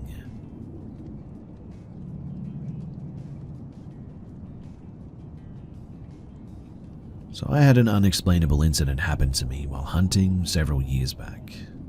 I was new to the area and drew my first antelope tag in an area known as the Red Desert, and I specifically scouted a remote location known as Bison Basin to hunt in. This area is probably one of the most remote areas in the lower 48, and also a great area for antelope hunting. But all that is really out there is some oil and gas production and uranium mining ops too. Long story short, I shot an antelope about 150 yards away from me and 200 yards from my truck. I walked out to where it dropped and filled out and attached my tag, and that's when I looked up and noticed off in the distance on the horizon a bright light moving quickly. It was hard to gauge the speed because it was probably a good 10 miles off in the distance. You can see for miles in all directions out here. One thing to note though is that time and distance intervals are important to this story. With antelope meat, it is important to get the animal cooled off as quickly as possible, or else the meat can taste kind of, funky, I guess you could say. So I was in a rush to get the animal dressed and back to my truck so that I could pack the body cavity with ice. That being said, I tagged the buck, looked up, and saw the light on the horizon thinking nothing of it, and I quickly went to work field dressing. In a matter of 30 to 45 seconds, I would say, I had opened up the body cavity and removed the guts, and that's when I glanced up and noticed about maybe a mile away, or perhaps even less, that the light that I had seen in the distance was approaching me with incredible speed. So in that 30 to 45 seconds, that light must have covered a distance of what I estimate to have been 9 miles, and it was approaching me at this speed too. I couldn't tell what I was looking at as the light was very bright and flying over the top of the sagebrush and making no sound. As the light got to within about 200 yards of me, I would say, after observing it for a few seconds, I could make out what it was. It was a rectangular shape of polished metal, about 5 feet tall by 2 to 3 feet wide, like a dressing mirror, and it was reflecting the setting sun, which was behind me, back at me. The flying object then dropped down below the sage, and I just couldn't see it anymore. Again, it made no sound, but it was close enough to me that I should have heard engine noise at least. Obviously, I was spooked and I was pretty shook. I wanted to get back to my truck and leave, but I had to take the animal. So I bent over and hid below the sagebrush line, and quickly finished field dressing and grabbed the leg, and I just took off running, dragging the antelope back towards my truck. This all took a matter of 1 to 1.5 minutes before I was completely gassed, so I stopped, looked back to see if the light was anywhere to be seen, and I could now see the light blasting off in the opposite direction. Again, back 8 to 9 miles, going towards the horizon, moving faster than anything could possibly travel over that terrain. It was still reflecting the setting sun back at me, and it eventually disappeared over the horizon after a couple of seconds, and I finished dragging the animal to the truck, and I just got the heck out of there. I don't know what I saw, but I know that it was not a drone, SXS, or any kind of low-flying plane. I definitely would have heard the engine noise being that close, and that terrain could not be covered at that speed by any kind of wheeled vehicle, that much is clear. I even went as far to ask Fish and Game and the uranium miners if they ever operated any kind of drones that could perform like that, and they said no, but I am 100% sure that that was no drone.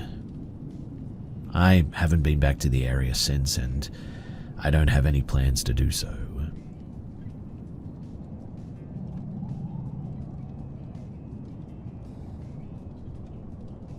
So my house is well known for being haunted, and there has been deaths, murders, etc. in my house.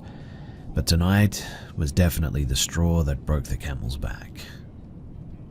You see, my wife is frequently home alone because I work in the next town over, and my mother-in-law does home health. Tonight, she was just scrolling on Facebook when her phone started to go crazy, randomly opening apps, even after she closed everything out, and she said that a male voice came through her phone and said hello multiple times and echoed, but also sounded like it was right there. This is not the first time anything paranormal has happened in our house, but for this to keep happening when she is home by herself is quite frankly starting to tick me off. I've told whatever it is on multiple occasions that it's not welcome, nor is it allowed to attach to anybody in this house, including our animals, and to leave us all alone and leave our house. We have crystals in the house that give great energy and have really helped the energy of the house and the flow at that.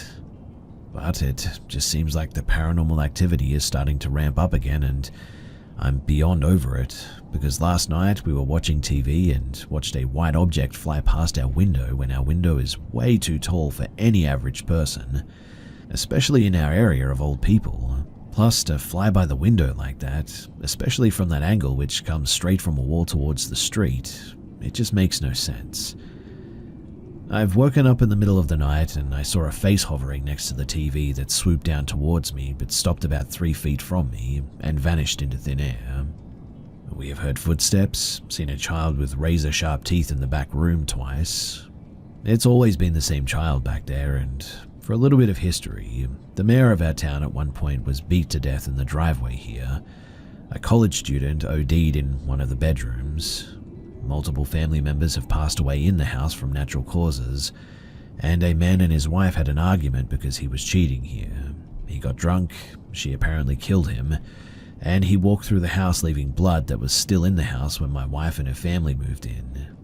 He apparently bled out and died in the front porch in a folding chair. And while none of the three, between the mayor, the college student, and the man who was stabbed by his wife, have ever been violent or even scary, whatever this thing is that is continuing to mess with my wife, I want it gone and I don't know what to do. Which is why I'm here. Can anyone tell me what this might be, and how to possibly get rid of it and banish it out of our house? I don't want my family to live in fear, and I don't want to have to worry every time that I leave the house too. I'm worried that something crazy is going to happen when I'm not there, and there's going to be nothing that I can do about it. So, any and all help is very much appreciated, and a huge thank you in advance.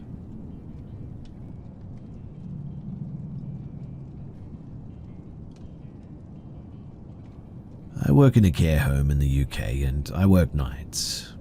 I used to work evenings, but it all started with just footsteps behind me, particularly when I was on my own. Then they started scratching my head and tapping it. I then changed to night shifts and certain things started popping up that all night staff have seen. Like one night, maybe about a year ago, I was walking down a staircase and to my right is a corridor that leads to a dead end. I looked down the corridor and I saw a figure. She was almost glowing and she was so white that she had no face and very straggly hair. She was peeping out of a doorway of a bathroom. I could only see her head and upper body. Although she had no face, it felt like she was watching me, so I turned to call out for my coworker, but when I glanced back, she was gone. She doesn't bother me too much. She seems nice, I guess, and I've never worried about seeing her again, and I haven't. Another spirit is what staff call the Shadow Man. He lurks behind and in corners, and he only gets very close to one staff member who I regularly work with.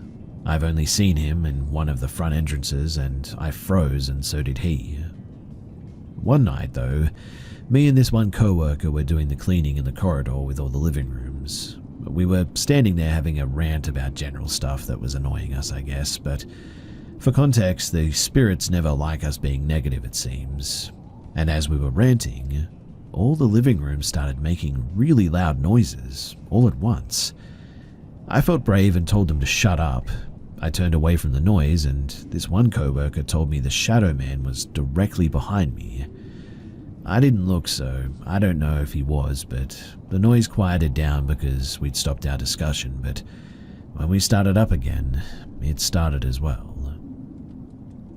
Other sort of things happened too, where we would be hearing a man shout "help me" with no man around as we were in a corridor filled with ladies who were asleep.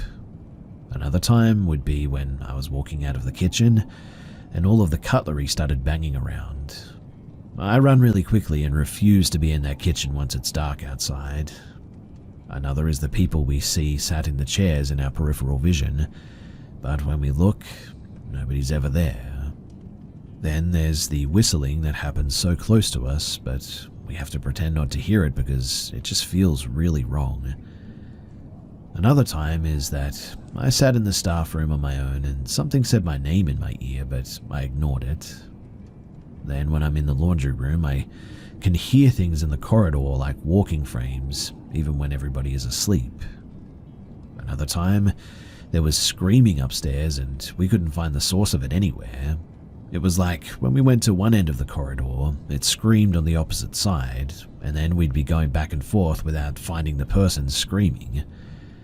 On another shift, we sat in the staff room at around 5 a.m. and there was a walking stick sound in the corridor. We went out to see if anybody was there and awake, but they weren't.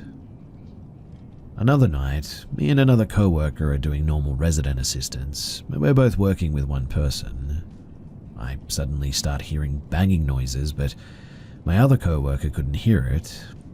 At first I ignored it, after my coworker said that she didn't hear anything, and summed it up to an overactive imagination. It then began getting louder though, and I turned to my coworker and said someone must be breaking in or something.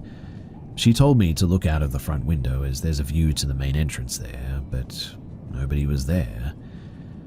Again, I tried to ignore it. When we left this particular room, we decided to go up to the corridor, and then we passed the bathroom that I previously said that I saw a peeping woman from. The door was closed this night. Suddenly, the door starts banging really loudly and shaking. At that, we both ran back down the corridor as we were both scared. All alarms were on doors, so we knew that no residents were awake. And quite honestly, I still have no idea what is actually in that bathroom. Another night, I was on shift again walking down that same corridor with a staff member. We had done our hourly checks on all residents and suddenly start hearing on a loop, help me," over and over again in a woman's voice. At first we think it's a resident and instantly start checking rooms frantically, but nobody is awake. We can still hear the "help me" though. It was after checking rooms that we listened closely and neither of us actually recognized the voice. We didn't leave each other's side all night that night because it was pretty terrifying. Now, I left the care home temporarily about 3 months ago and I can go back at any point, but genuinely it is a terrifying place. I'm not very good at telling stories, and I'm sorry if this is a bit of a ramble of all things weird and creepy, but I've always wondered what is in the home and how aware they are of their surroundings. I don't like that they know my name, and they also seem to target night staff. That's a bit creepy, and I just really, really hope that nothing ever follows me home.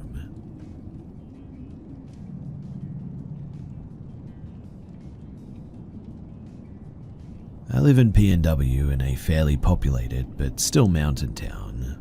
I specifically live on 425 feet of riverfront. So last night at around 9:30 p.m, myself and my partner started hearing an initially distant, indistinguishable voice screaming in a state of panic and distress. We live near a popular trailhead, and a few times over the years, people have somehow wandered down our road late at night, sometimes a little bit tipsy and sometimes in small groups, sometimes transient. So, when we started to hear an erratic voice, we got up, started initially checking the parameters of our house and the road, but there was absolutely nobody out there. However, over the course of the next couple of minutes, the voice got louder and louder and obviously closer, and it was screaming at the top of its lungs for help. I say help in parentheses because it was a little difficult to make out, but it sounded like a not fully enunciated help. Whatever it was clearly in extra distress, screaming for its life distress, yelling help. We could only make out help like help with a soft P, if that makes sense, but the words sounded the exact same every time. There was no variance or other sounds, just the word help, back to back in the most distressed voice that I've ever heard. With how quickly the screams were approaching and a weird echo to them as well, we quickly realized whatever was screaming for help was actually in the river. It was actively being pulled down the river current. Our river is wide, fast-moving and dangerous this time of year. There was no other way for a voice to be approaching so rapidly and from the location that it was, unless it were in the river. We see and hear a lot of kayakers and know how their voices travel down there as well. So over the course of about 3 minutes, we hear what was a distant cry for help, work up to the point that it's so loud that it sounded a few feet away, then slowly softer until we can no longer hear the screaming.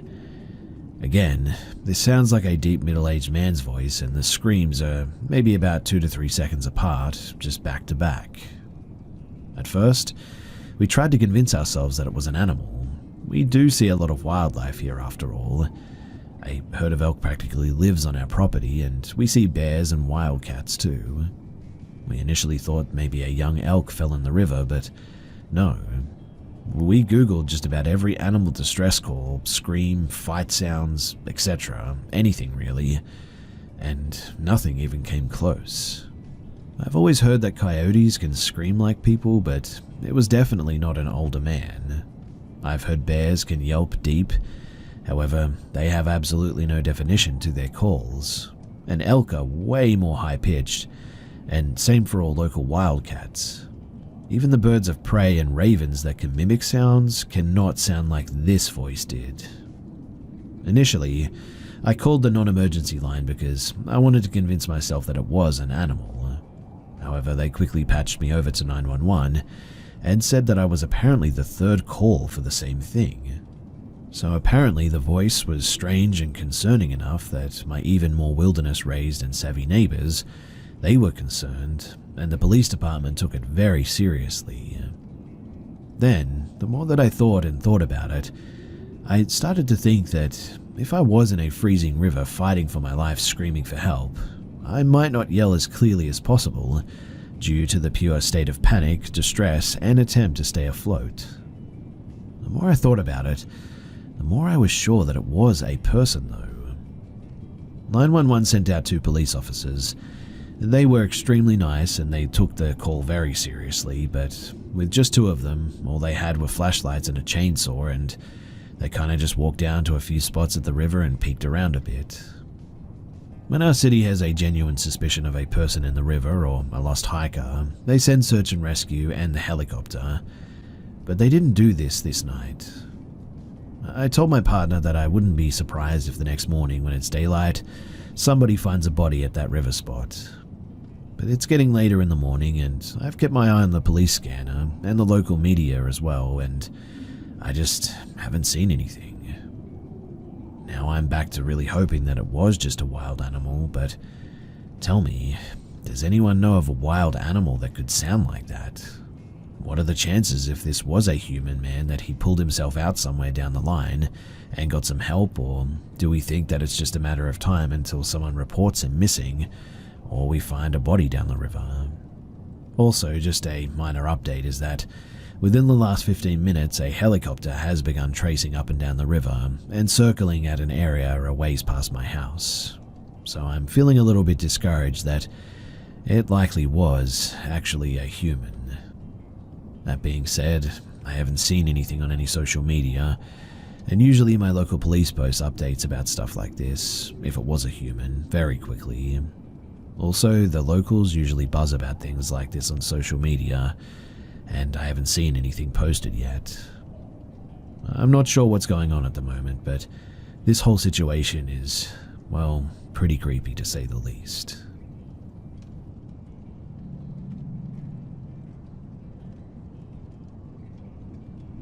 I live alone with a 7-month-old, non-walking child. Things have been getting, well, progressively weirder too the longer that I stay here. To start, believe me or not, I have a history of seeing ghosts. In my first week here, I saw a little girl peek her head into my doorway in my bedroom. Now, if you don't believe that, I'll give you some more, but things have been randomly disappearing out of my home, like little things. Baby toys, earrings, etc. At first I just wrote it off as me misplacing things. Easy enough. Then today things spiked big time. A lot of things I'd been missing completely out of nowhere just sort of appeared on the floor of my living room, like right in the middle of the floor. Tonight, I come home from a day out with my boyfriend and I noticed my lights were off.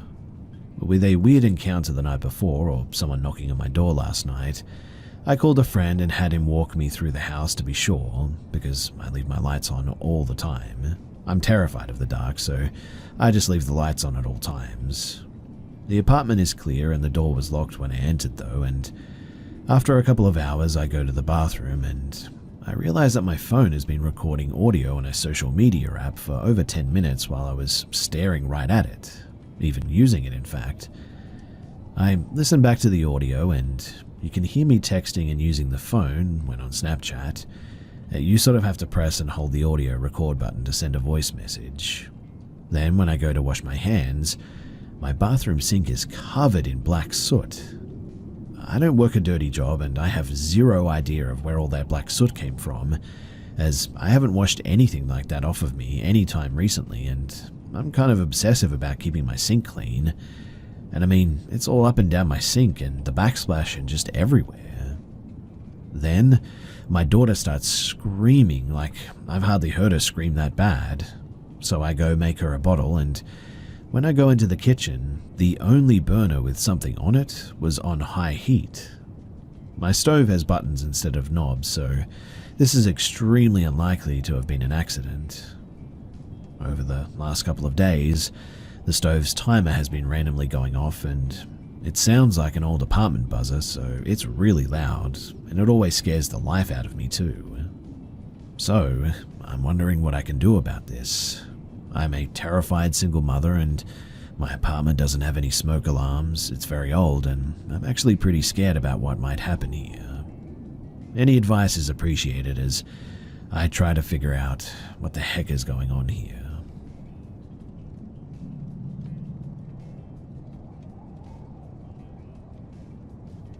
I've recently moved back to my hometown of McLaren Vale in South Australia, after a decade away. I still think back to this particular night too, as I still struggle to comprehend what we saw, as does my childhood mate. So, in November of 2011, I drove to pick up my friend for a sleepover. I had just recently gotten my P-plates and we reveled in the newfound freedom. At approximately 8 p.m, we were driving back toward McLaren Vale of Main South Road, turning left, and just as we started along the road near CPB compound, I stopped dead in the middle of the road. I couldn't believe my eyes, in fact. My friend was typing away on her iPhone and I stuttered, "Mate, what is that?" She didn't look up and I hit her in a panic with my arm, and annoyed, she broke her concentration and looked up to human me. She went pale.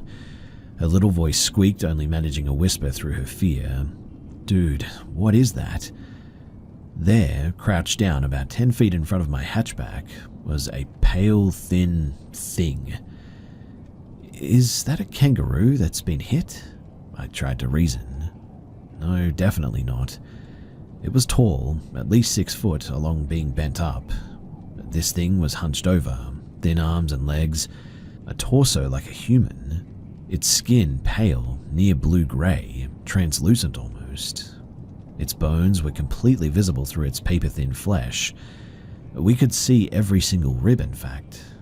Its head was bare except for its black eyes, void black. They didn't reflect any light from the car headlights, too. No nose, just 2 holes, no lips but a wide gaping mouth, and when it opened to hiss or snarl, about 50 to 100 ape-like sharp teeth seemed to point out from its mouth, pointed like daggers. Its hands were sort of human, long, almost black on the ends of its fingers.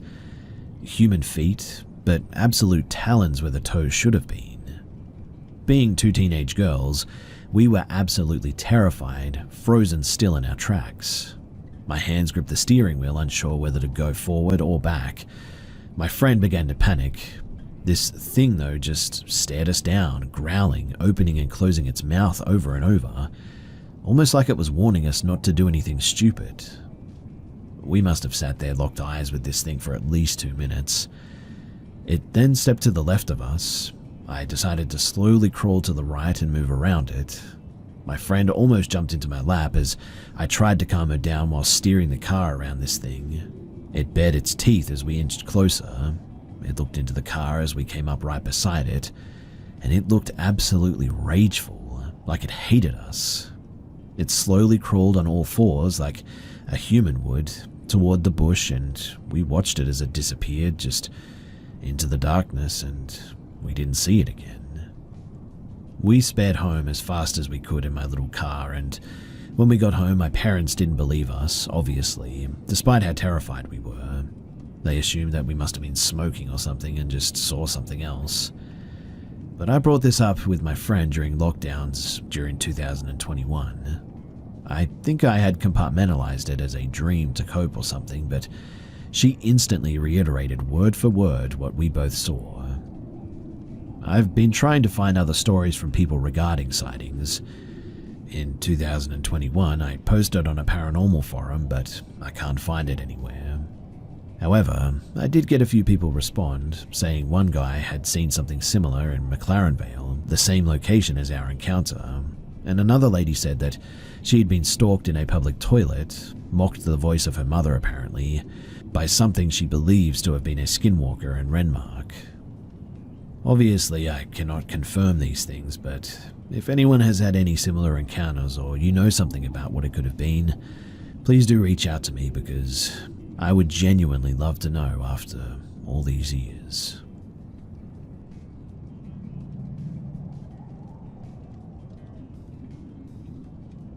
This happened just a few nights ago. I waited a few more nights before I decided to post this as well, to see if this was some just reoccurring, explainable thing. It hasn't happened since then though, so I feel it's appropriate to share this now. So my fiancé and I were going to bed at around 10 or 11 p.m. Our bedroom is in the basement and our roommate lives upstairs. His schedule is the opposite of ours pretty much, so we have become accustomed to him sort of knocking on our door later in the night if he needs anything. The fiancé and I were having our final conversation before drifting off, and we hear a familiar knock at the door. "Come in," I say, because we're all pretty close and he knows he's welcome. No one steps through the door though, and I say again, "Come in." Still nothing. So we call his name, and when he doesn't come in the door, I get up and open it. And there was no one there. Huh. I sat and we joked briefly about how it's the ghost. Long story short is that we've had some other weird experiences, as people often do with an old house, but nothing as weird as what happened this night. And so in the end, we just go to bed. Fiancé falls asleep and I start to drift off too. As I'm falling asleep, there's another knock. This doesn't wake Fiancé up, so I don't say anything and instead just get up and decide to investigate the basement a little bit. Maybe the cat is just being a brat or something is settling, who knows. I note that the knocking sounded similar in tempo to the first time that it happened, so I wondered if it was some pipes in the walls adjusting to the winter temperatures. I figure, yeah, it must just be that. But I couldn't help the feeling that the noise just was very obviously knocking against our door. What I mean is that we're very used to the sound as our own roommate very often approaches us that way. I also know what creaking pipes sound like and, well, this just was not that. Nor had the pipes ever adjusted that way in previous winters. Well, whatever in the end.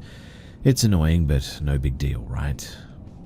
I go back to bed and actually fall asleep this time.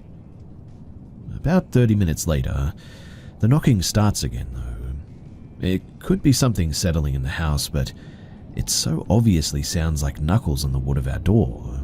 The pattern, the tempo, and the hollow sound of our door. And it is happening at our door. It's not the walls or the ceiling. We have our laundry room, a room away from our bedroom, but our door is so thick that we never hear anything happening out there. And because of this, it is decidedly weird, but I'm tired and I have to work in the morning too, so I try my best to ignore it. But every 30 minutes to an hour, the knocking comes back, and with each occurrence, the knock pattern changes, deliberately too. There's fast knocking, slow knocking. There was even a shave and a haircut sort of knock. Each time I'm trying to ignore it and pull back asleep, only to be jostled awake again. I had lost track of time, but I assumed that it was early morning when I was shot awake by a knock followed by a male voice saying, "Hey." Okay, so this had to have been our roommate. I got up and once again opened the door, quickly this time, to find no one. Well, maybe he was messing with us. He does have a weird sense of humor. I begrudgingly put on some clothes to go walk around upstairs and find him. Turns out, he was still at work. The house is pitch black, and at that, I'm starting to freak out. I go to the front door and see if someone was knocking there, and there's no one there either. Of course, if there was someone trying to get in all night, the dog would have been freaking the heck out, but I really had just no other explanation. So I make myself go back to bed. Maybe the pipes are not only shifting to sound like knocking on wood, but also creaking to sound like a man calling out. The night goes on, and though the knocking continues, I finally get used to it and I actually get a few hours sleep.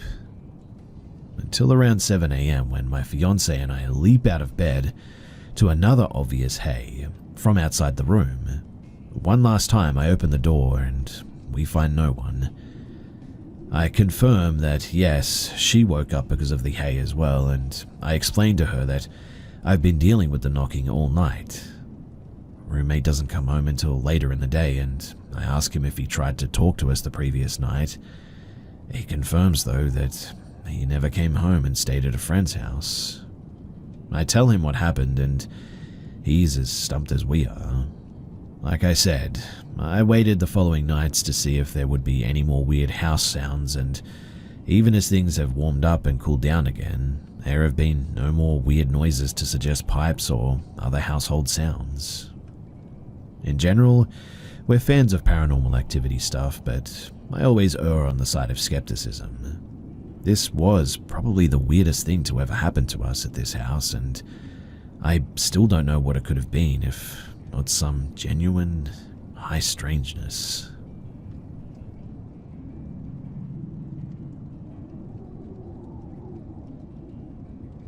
So I was going about my usual hunting trip, turkey shooting. I had a stand set up in a good spot where the turkeys went to rest during the night. I sat posted there for like several hours, I think, only breaking focus to relieve myself or eat. Night comes and I eventually hear noises coming from a small meadow area where the turkeys are usually found. I should probably mention here that I use a bow during night hunting as I find it more peaceful and more productive. Anyway, I made aim and was about to release, but suddenly something in the back of my head told me to put down my bow and stay still. A feeling of just what I can only describe as pure fear and adrenaline hit me, and I really didn't know why. I mean, it was just a turkey, right? Well, hours pass and it's finally 7 a.m., light out. I get down, get to my truck, and peel out of there like my life depended on it. Well, a few days later, a news report comes out on my local paper that a man had been kidnapped, violated, and killed a 20-year-old hiker in those very woods at the same day that I was there, not even 30 minutes after I left.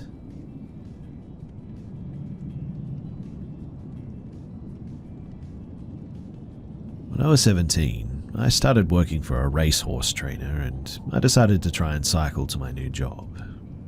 Working with horses meant early starts, so my bike ride was in the dark because it was late winter, around January I think. It was 29 years ago in fact, so hard to remember, but the road that I had to cycle on ran partially along the coastline in a series of sweeping S-bends. On one side was cliff face, with nowhere to get off the road for about a mile. On the other, railings and a steep drop down to the sea. Now, as I'm cycling, I noticed someone walking ahead on the road in my bike light. They had their back to the traffic, which was just me at the time, and were wearing jeans, a dark mauve bomber jacket, and a backpack as well. Now, I want to emphasize here that this was slightly uphill and I was cycling really slowly, so I had a lot of time to take all this in. I remember thinking that they were walking on the wrong side of the road, but also that if they walked the other side, it wasn't much safer, I guess. I remember watching them walking steadily in front of me, and as I got closer, I was trying to breathe slowly so I didn't sound so unfit and embarrass myself. It wasn't so unusual to see people walking like this, because the area at the time was very rural and there was no bus in town until you get into like the main village, which was the direction that we were headed, so I figured that they were walking to catch a bus for work or whatever. But before I drew up beside him, I pulled away a little to give him some room, then called out morning, so I didn't startle the guy. And as I did though, I suddenly realized that he just wasn't there. What I mean too is that he didn't fade away or anything like that. He just wasn't there anymore.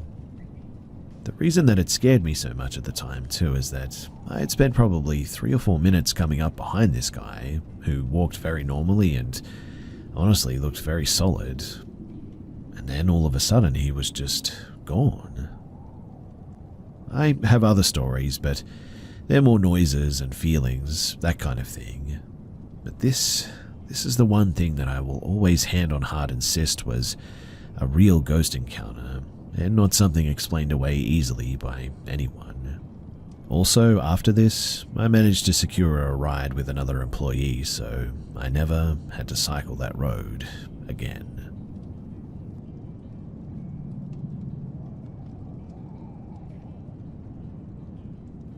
My mum, stepdad, and I have lived in our house for around 15 years. I'm 21. Mum says that I've had a presence attached to me since I was a baby, and honestly, that does track, because there is a very obvious presence attached to me, even still in our house, that just sort of lurks in my room. None of that really bothers me too much, nor do the noises, things we've seen in the corner of our eyes, stuff that's moved, or eerie feelings that we've gotten in our time there. But this morning, something new and a whole different level of terrifying happened. My mum left for work at 5:30. I heard her pull out of the driveway. Then at 6, the garbage man came and my dog freaked out. He was in the living room and I was laying in bed, down the hall, waiting for him to just calm down a bit. Then I heard a woman say his name very clearly, loudly and concisely. He kept barking and I perked up at this, thinking that either my mum was still home or I was hearing things. I just brushed it off when I then heard her again. She said, "Be quiet," and sure enough, my dog stopped barking. I texted my mum to make sure that she wasn't actually home, and she told me that she had been gone for 30 minutes as I expected. So I went through the house and nobody was there. It could not have been anyone else either. I mean, nobody would have just shown up at 6 a.m., scolded my dog and then left. Mum asked what happened and I told her, and she told me that a week ago she was asleep in her room when she heard a woman loudly say "oh" right beside her ear and she bolted up. She said that she was sure that she heard it but had felt like she was going crazy until I told her what I heard this morning. We described it to each other and it's the same, a mature woman's voice. It cannot be a squatter, or at least we're pretty sure it's not. We have a crawl space that is impossible to access without knocking a bunch of stuff off the shelf in front of it, and an attic that is also impossible to access without opening an extremely loud and heavy door. What I'm wondering though is why this entity, or whatever it is, has decided to all of a sudden become vocal in a way that we've never seen or heard here before, when we've been here for over a decade now. Any insight would be much appreciated because, quite honestly, this is really terrifying.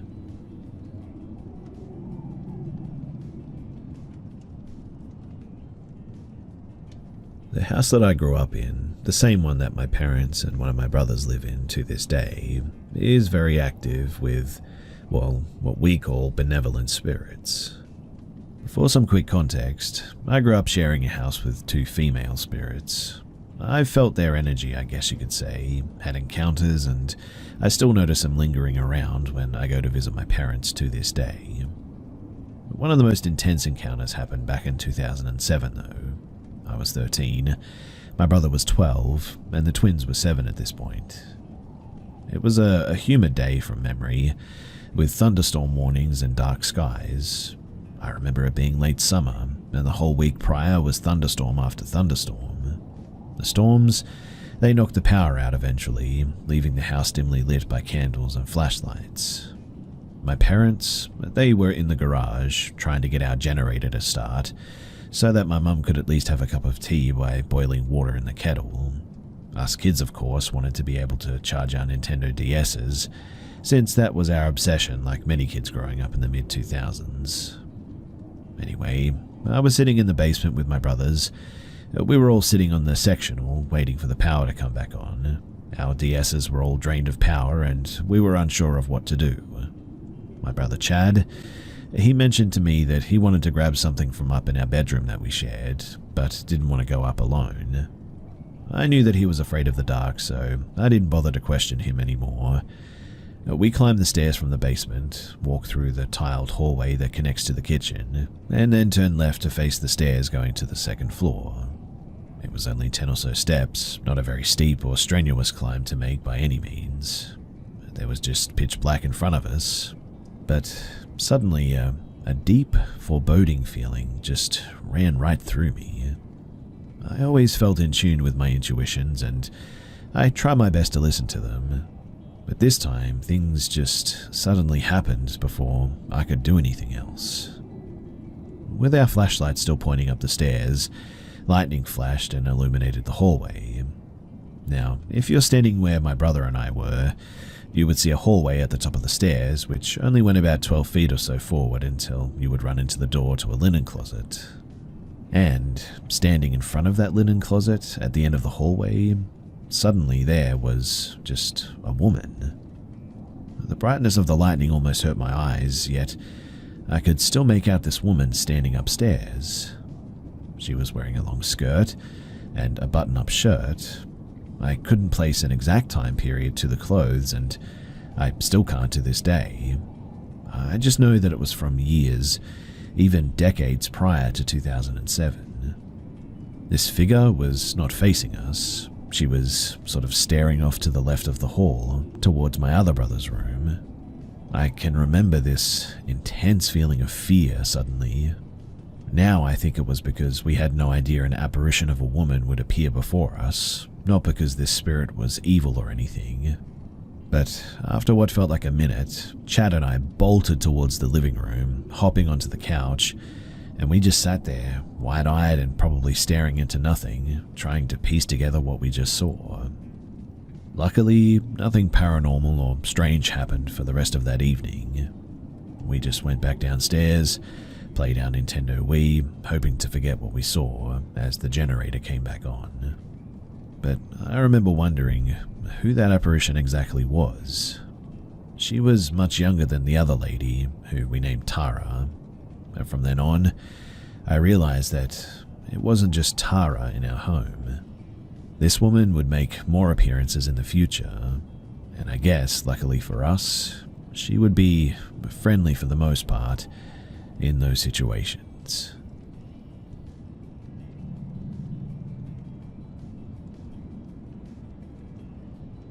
So this happened at two instances, one on February 5th, 6:30 in the morning, and today at 6:16 a.m. So I'll start the first time that it actually happened. I went to the laundry room to put on a load of washing, and only the lights were on in the laundry room, and the light in my room, which illuminated a bit of the hallway, was there as well. So when I was finished with my laundry, I then heard footsteps, and I looked around the corner and saw a dark figure running at me with heavy footsteps. I automatically assumed that it was my brother, so I yelled his name. Then the figure took a sudden right to the living room. A bit confused because he would usually answer, I turned on the light to the living room, and to my shock, there was absolutely no one there. I went to my brother's room and asked him if he left his room, which he replied, "No, I haven't." So obviously that sent a shiver down my spine. Today, at around 6:15, still in my bed, I opened my eyes and I saw my younger brother standing next to my closet holding his tablet. Not facing towards me, just whole body was pointing at my closet. I thought that was a bit weird because, my door was closed, so I closed my eyes to try to fall back asleep. Then I decided suddenly to open my eyes again, and I see him much closer, like standing on the side of my bed from me and still in the same position, just way closer. I tried to say something, but all of a sudden I felt like I just couldn't speak. I fought with that for a bit, and then eventually I said, "Talk." Multiple times I said this, then all of a sudden, whoever was there just up and vanished. I got up, unable to believe what I had just seen, went to my younger brother's room, and there he was, fast asleep in his bed. That again sent shivers down my spine. I've thought about it, and maybe it was sleep paralysis or something. I'm not sure though, because I was still able to move, and I was wide awake. And I know what sleep paralysis feels like, and it really didn't feel like that. In any case, I have no idea what to do about all of this, so if you've got any advice for me, then please do let me know.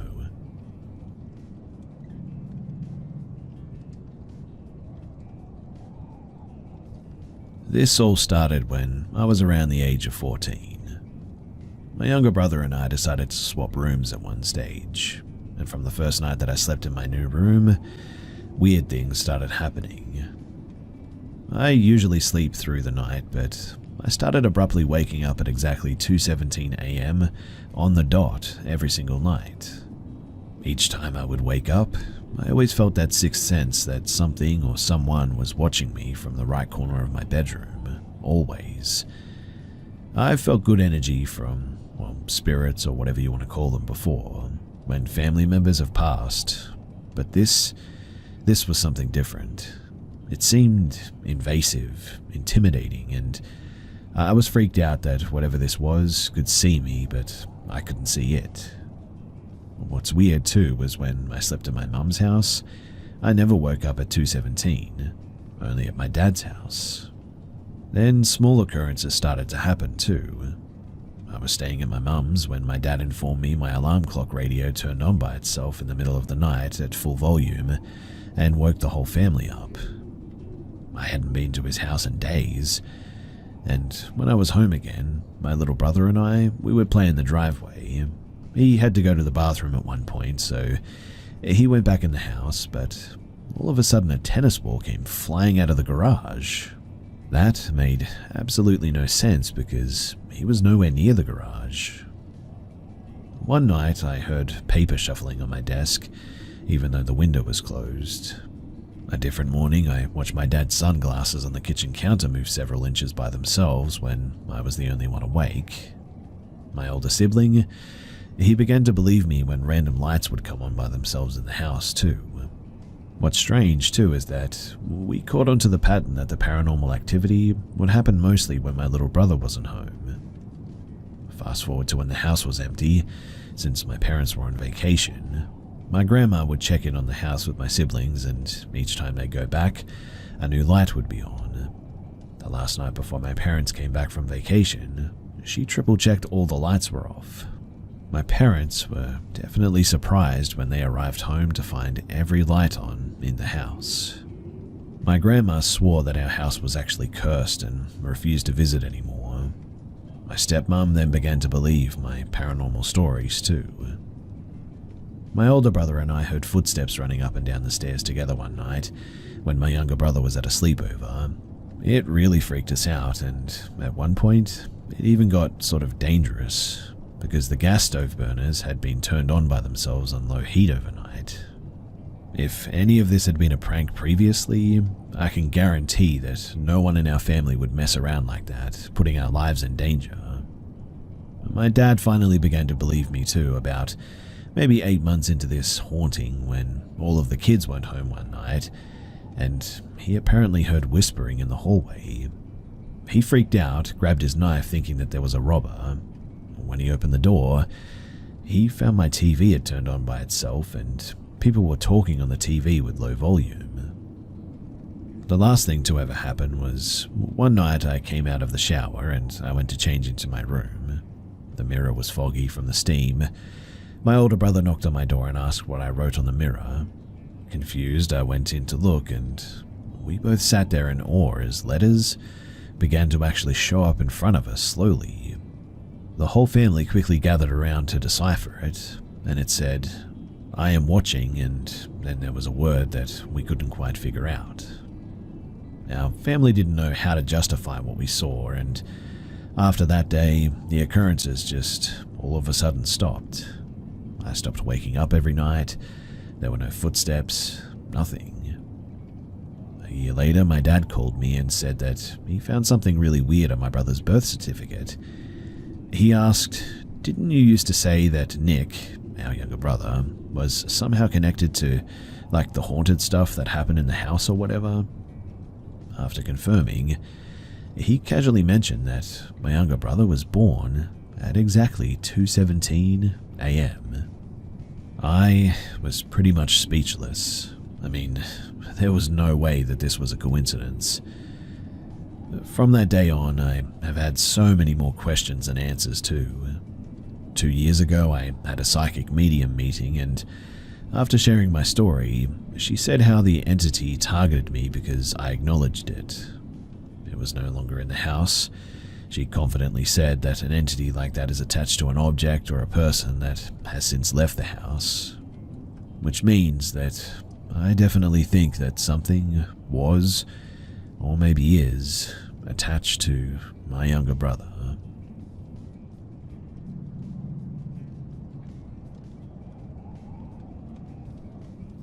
So, a few weeks back, I shared a story about potentially being watched by someone that was lurking outside of my house.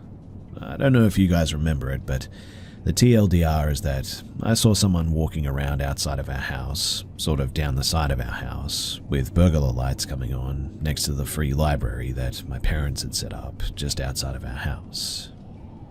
So, to cut a long story short, there hasn't been any activity since that night, but I was on a phone call the very next night with a friend when I noticed someone standing outside, completely shrouded in darkness. I proceeded to talk loudly about how some creep was watching me, and they'd better watch out. Stupid, yes, I know, but it seemed to work because all was pretty much quiet after that. Or so I thought. You see, tonight was one of my oldest friends' last nights in town, so I was out till about 9:30, drove 2 friends home and then myself. Since it was so early, I wasn't that worried, but still alert. I drove up the side of the street that he hit on last time, even though it was out of my way, and saw nothing out of the ordinary. I noticed one of the new houses that's being built had its lights on, which I didn't think much of at that moment. Fast forward an hour though, and I start hearing a weird, sort of loud banging sound across the way. I know that it's risky, but I'm not letting a horrible person dictate my comfort. And I've also been watching for activity or pretending, so I can maybe catch them. I've also kept my window open as usual, hence why it was dumb to razz him up the other night by talking about someone watching me, but I digress. Whatever it was, it stopped, so I wrote it off, which was in the end a very big mistake. Because shortly after, I started hearing banging again, but this time I could actually feel it. It was coming from my house. I genuinely freaked out, like Knives Out status, but much more cowardly, cowering on my bedroom floor with my ear pressed to the door and knife in hand. It was a strange hollow sound that didn't seem like the front door, and in the end it wasn't. I once again called 911, describing what was happening and thinking that they probably are going to write it off because I sort of sounded crazy. I still feel in shock because, this only just happened, but thankfully the kind dude on the line definitely took me seriously and said someone would be on their way. For the record too, the police department is like a 3-minute drive from my house. I ended up tiptoeing downstairs to see and once again felt my heart stop. I went to the front window, ducked down, and there wasn't anyone at the front door. Then the banging starts up again, and I can tell how close it is now. I go to the side window that overlooks the garage, and that was when I saw him, dressed in black, hood pulled far over his face, banging wildly on the garage door with a crowbar. I honestly don't know why he wasn't using the crowbar to break in or whatever, but I'm super glad that he didn't, as the door inside the garage that leads into the house, it's always left unlocked. To say that I panicked is honestly a vast understatement. I nearly wet myself, which is understandable, right? I'm just standing there, peeking out of the window, watching this guy wail on my garage door with a crowbar, thinking how unhinged he must be and how much I want the cops to get here now, when, just like before, suddenly he just runs off. I quite literally just got done giving a report to the cops that showed up. My family was woken up and had to talk to them as well, as they're the homeowners.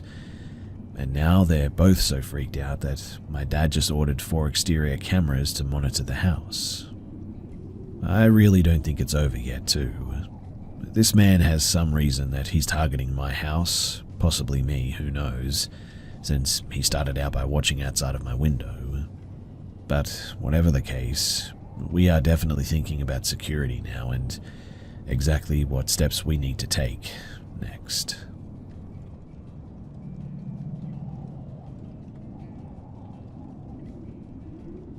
So, I'm coming here for some advice because I feel some sort of dreadful presence in my house, specifically in my kitchen and living room, but they aren't separated. I'm 20 and I live with just my mum. I don't really know where to start, but I've had multiple different physical things happen in my kitchen while I'm home. Let me also say though that I moved into this house not even a full 2 years ago, and I've never had previous encounters with anything paranormal. I guess I'll just run down a list of encounters, starting with the first one and leading up to the most recent. So, the first instance was maybe about 2 or 3 months after I moved in. My mum, whose bedroom is on the first floor, said that she woke up at about 3 a.m. to wind chimes making noise in our kitchen. She walked out there and actually also saw them moving. My mum loves wind chimes, and before this she always had some inside, but we took them down after this because there was no wind. The second instance was, this was the first event I actually saw with my own eyes. Last winter, maybe around November of 2022, I was sitting with my ex-girlfriend on the couch watching TV in the living room. We had been there for maybe 35 to 45 minutes when, out of nowhere, my lunchbox flies off of the top of the refrigerator and lands on the floor about 5 feet in front of it. I paused the show and was absolutely freaked out since the only people home at that time were me and her, so I picked it up and put it back on top of the fridge. My ex was already freaked out, so we both just went upstairs. I'm not sure if this is important or not too, but afterwards I told my sister, who is well versed with pagan witchcraft practices, to read tarot cards regarding this situation. A few times she pulled cards with cats playing on them. She told me the spirit is likely a dead pet that wants someone to play with. She also did some sort of a sage ritual at this time as well. Again, I don't know if it's helpful or not, or if it's related or whatever, but I just thought that I should throw that in. Now, the third incident, and this happened 2 days ago, and this was the second thing I actually saw with my own eyes. I have a home gym, and sometimes I'll work out after work. And 2 days ago, I was home alone, just working out in the basement.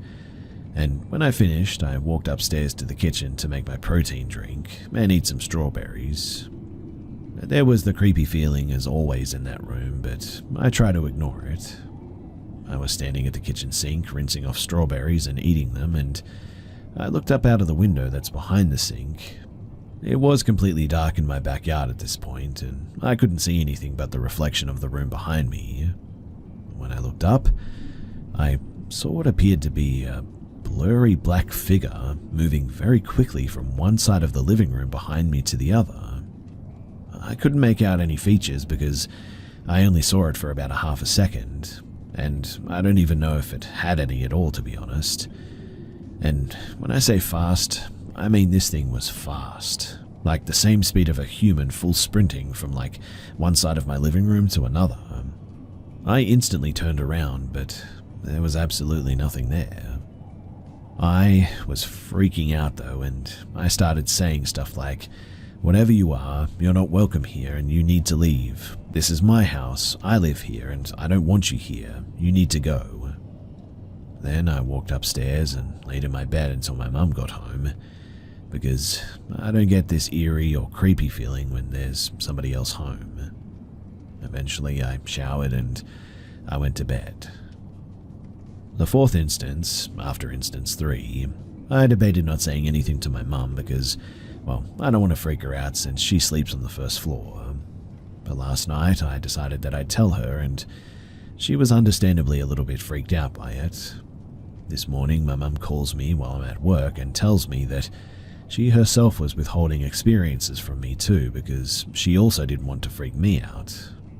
Now, my mum runs a small business out of the part of the basement located directly underneath the kitchen and living room, and she told me that she has at least a dozen times heard footsteps in the kitchen above her walking around when she is sure that she is the only one home. Apparently, this is why she plays her music so loud when she's down there. From my phone call with her this morning, I learned she got into contact with some people from her church, and soon she'll be having someone who specializes in spirits or whatever to come and take a look. Now, the fifth and final instance, I'm not entirely sure if this was just in my head or an actual encounter because, I was actually on something that day. Not my first time, so I know how to function, but about a month ago, I decided to trip in my house with my current girlfriend and 2 other friends. For the majority of the trip, we stayed upstairs watching some TV shows. The Midnight Gospel on Netflix, highly recommend by the way. And I had to go downstairs to take a pee, so I went down by myself, and I swear that while I was coming down the stairs, I saw what looked to be a woman's face smiling in a really unsettling way at me from the couch. I had some laundry on the couch, and I saw the face vividly in the laundry. This really disturbed me too, and I just sprinted to the bathroom to take a pee, and then I sprinted back upstairs for the rest of the night. I would also like to add that in the mornings before work, 5:45 a.m., still very dark outside, and at nighttime, when I'm in the kitchen by myself, I feel an uncomfortable sensation, almost like the feeling you get when somebody is watching you. Of course, every time I look around, I'm alone, but I just feel this sense of intense dread. My house is also silent, and rarely ever do I hear any noise from outside, since my house is surrounded on 3 sides with trees. All of these accounts, though, they are honest, and I believe that I described what I've seen and my experiences to the best of my ability. I would really appreciate any advice that people can give me on how to get rid of this thing, as it's low-key scaring the heck out of me, and it's causing me not to like going into my kitchen or living room at nighttime.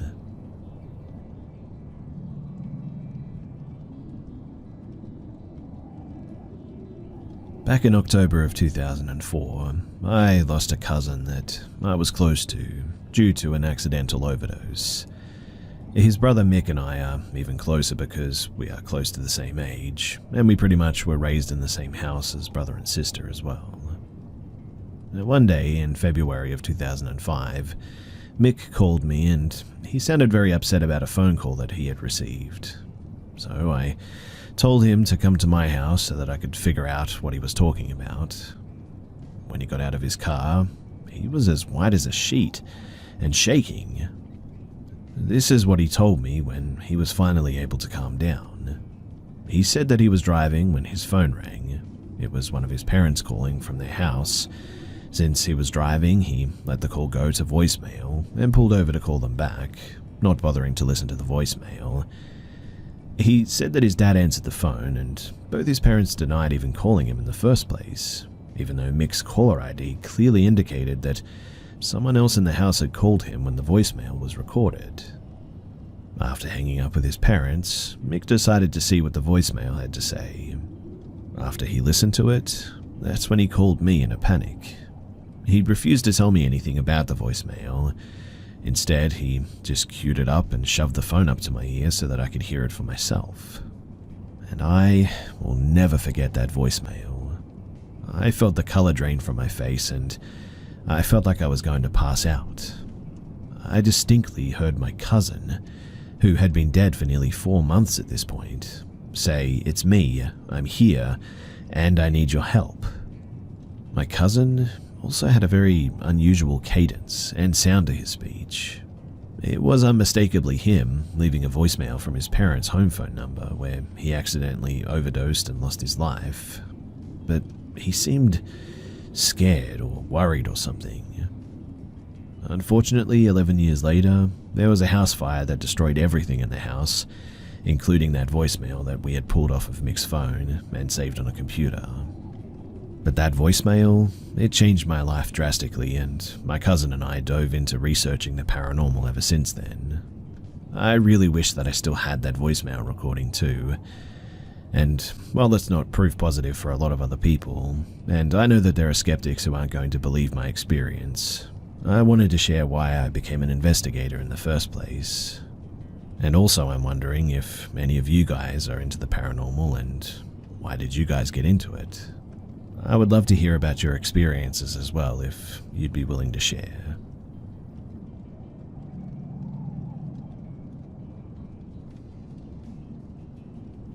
The last time that I had sleep paralysis, it was very, for a lack of a better term, demonic. I felt and saw the presence of 3 entities, one on top of me, one in the corner, and one trying to unlock my bedroom door. I never sleep with my door unlocked. My sister, the previous day, also had the same occurrence, and I will never forget that my mum said that week she had heard stuff in the room. This time it was the last night, and significantly less demonic. I opened my eyes and could feel the sleep paralysis starting to take over me, and I violently started to try and shake my leg and snap out of it. I could feel someone in the room, though, shaking my bed violently, trying to harass me. Mind you, ever since I had my first sleep paralysis, if I'm alone, I sleep with my LED lights on dim and never lay on my back because I feel vulnerable and prone to sleep paralysis if I do. My first time doing that was very traumatizing, let me tell you. Now, back to what I was seeing. I was on my back and could only look straight up and see what was in my vision range. I sleep by a window and I could see a ridiculous amount of flies around the curtains hung at my window. The only time that you can see that amount of flies is if something is dead or rotten. I was really confused. I was violently trying to wake my body up. I could really only mutter a prayer to save myself from things getting potentially worse. I then felt a pressure on my chest like the last time I had it, only this time I couldn't see a demon until towards the end when I saw an entity slowly trying to creep on top of me wearing a white sweater and floral pants. The nightmare was over soon enough for me to wake up completely confused and startled. But the weirdest thing was that those flies, they were real. They were all over the curtain and it absolutely freaked me out. I instantly ran out of the room and went to get some spray for all of them. But can anyone explain this? It was so weird. Praying seems to be my only way out.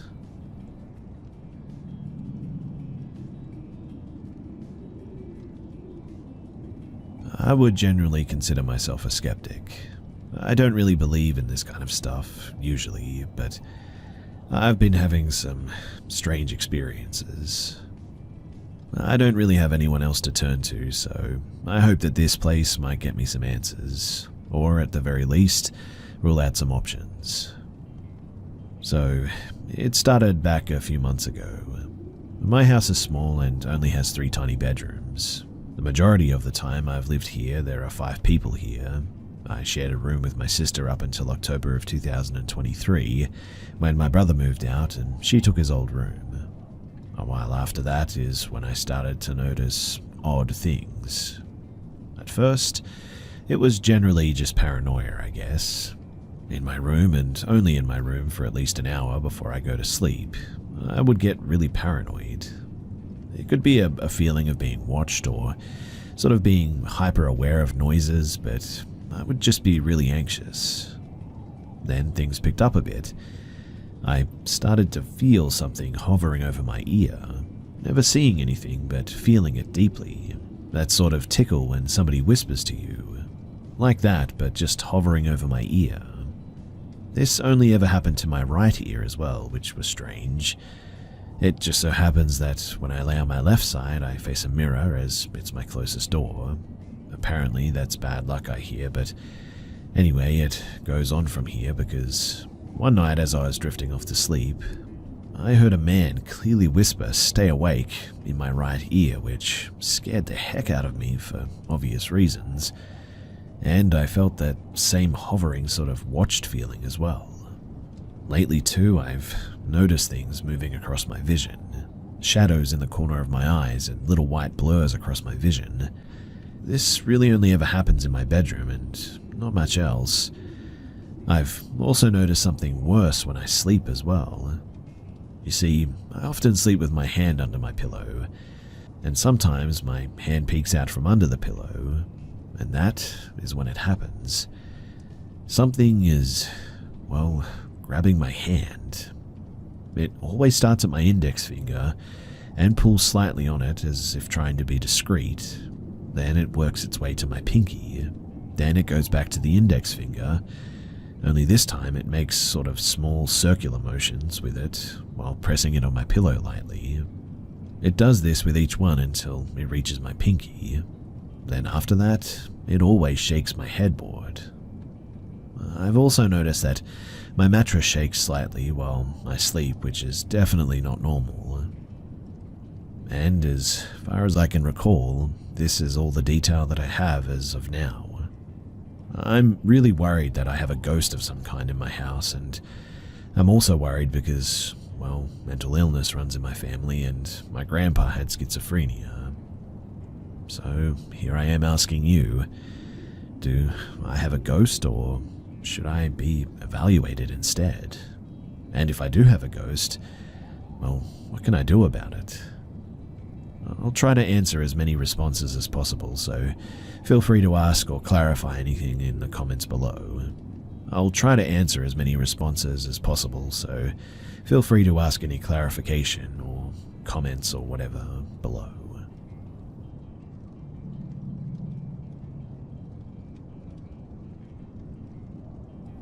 So I grew up on a farm in Max Creek, Missouri, literally in the middle of nowhere. My mum and my dad, they always told me about this old farm called the Arnholtz Farm, and that it was supposedly haunted. My mum used to be friends with a lady who lived there in high school, and when visiting once, saw a man standing at the top of the stairs, so they called the police. They come to find out later that it was the man who apparently ended himself there in the house. A bit of backstory before I begin as well. One man, he shot himself in the house and another hung himself in the barn, and it had a really nice family cemetery just down the hill. That's just how it was back in the days. Cemeteries were often on private land. My dad told me his younger brother David had taken a date for a drive and saw what looked like candlelight in the windows. There had not been anyone living on the farm for years at this point. So one day, I decided to go and check it out for myself. My grandfather owned the land after all, so it wasn't like I was going to get into trouble or anything. This was also in late August. So there was a good walk up a dirt road in the middle of nowhere, maybe about 30 minutes. I got to the middle gate and I climbed over, and this is where things started to get interesting. You see, as soon as I got over the fence, I felt like something was watching me. I shrugged it off and started down the small path, which was just big enough for a pickup to drive down. As I started to walk, I noticed something was walking in the woods on my right, keeping stride with me step for step. I figured maybe a deer or wild turkeys. So I kept going down the road, but the steps kept the same pace as me and were literally parallel to me in the woods. I started to get creeped out, so I did a bit of a test to see what would happen. I would change the pace of my walk from fast to slow, and whatever it was doing the same. So to really test it, I just took off at a dead sprint, and so did it. And then I stopped, and it did too. I challenged whatever it was to stop messing around and to come out and face me, but nothing. By this time, I had gotten to the clearing where the house was along with the barn. The path had a sort of mid-turn to the right in a clearing with the house on the right and the barn to the left. Once I made it to the clearing, whatever was following me didn't follow me out of the woods. The house was really starting to fall apart as well. Whoever lived there had a thing for roosters because there were paper clippings all over a wall. I couldn't go upstairs because the floors were sagging. I went and checked out the barn at one point. The rope that the man had used, it was still there, and you could see that it was frayed from where they had cut him down. I went just down the hill to the left of the barn and paid my respects to the family buried in the small cemetery plot. I spent maybe 2 hours just checking the place out. It was starting to get late, so I figured that I had better get heading home anyway. And just as soon as I got around the bend into the woods, whatever was in there, it started up with walking stride for stride with me again, but on the opposite side of the trail. This went all the way to the gate. It literally followed me right up to the gate. I climbed over the gate, and as I was walking away, I heard it walk up to the gate and stop. I turned around, and there was nothing. I was only 4 or 5 steps away, so I should have been able to see something, but there was nothing there. I ended up nervously saying, "Have a good day" to whatever it was, and in the end I just left. I never did go back to that place, but I guess now I sort of would like to just see it again.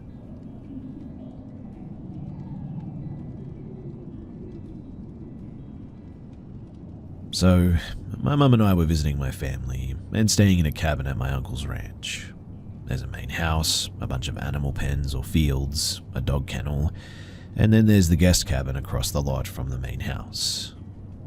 There are other homes nearby, so it wasn't super remote or anything, but we were surrounded by forest, mountains, and obviously some fields. So, middle of the night, my mum and I are sleeping and we both wake up because there's suddenly a really strong, weird smell permeating the cabin. We commented that it must be a skunk, but also, both of our dogs sat up and got restless. They didn't bark or make any noise. I was having trouble getting back to sleep with the smell, and getting the dogs to lay down again was difficult as well. So I just went outside to have a cigarette in the end. It was pretty much pitch black at this point, but I could see my immediate area from a dim porch light. I was leaning against my car and I started to hear someone walking across the gravel. From the sound, I presume that the footsteps originated from the forest area behind the barn, then walked through the gravel parking area and turned toward the cabin. I thought that it was weird that whoever it was seemed to have passed by the kennel, and the dogs weren't making any noise. None of the animals were, in fact. But I figured that it had to have been my uncle or one of my cousins out doing something. I was curious what they were doing out so late at night. I was tracking where the footsteps were from the sound as they were getting closer, and just waiting for someone to walk near enough that I would see who they were. I almost called out too, but in the end I decided to wait. Eventually, though, I saw what appeared to be someone wearing a hairy brown coat walking toward the field next to me. Now this is where it gets weird. You see, it was getting closer and about to walk by me, parallel by about maybe 6 to 10 feet. It was close enough that I realized that what I thought was a person in a hairy brown coat was actually the bottom half of a large creature on 2 legs. The bottom half, 2 legs and hindquarters, was about the size of an average adult, and also appeared brown. The top half, that I could only make out in the silhouette, appeared black. Honestly, I couldn't tell how tall it was in the dark, but it just walked by and then into the field that was next to the cabin. Also, the gate wasn't open. I checked the next morning, so it would have had to have stepped over it to get into the field. I kind of registered what I saw, thought that I should probably be freaking out, but in the end I just sort of went back inside and I went back to bed. I did a little walk through the property the next day, to make sure all the animals were there and unharmed. And in the end, I only told my mum about the experience. We ended up coming back the next month, and she told my aunt and uncle about it then. I fully expected them to make fun of me for talking about Bigfoot, but my aunt, she just asked for some clarification and said that her sister had told them about seeing something similar, which honestly only made things 10 times freakier.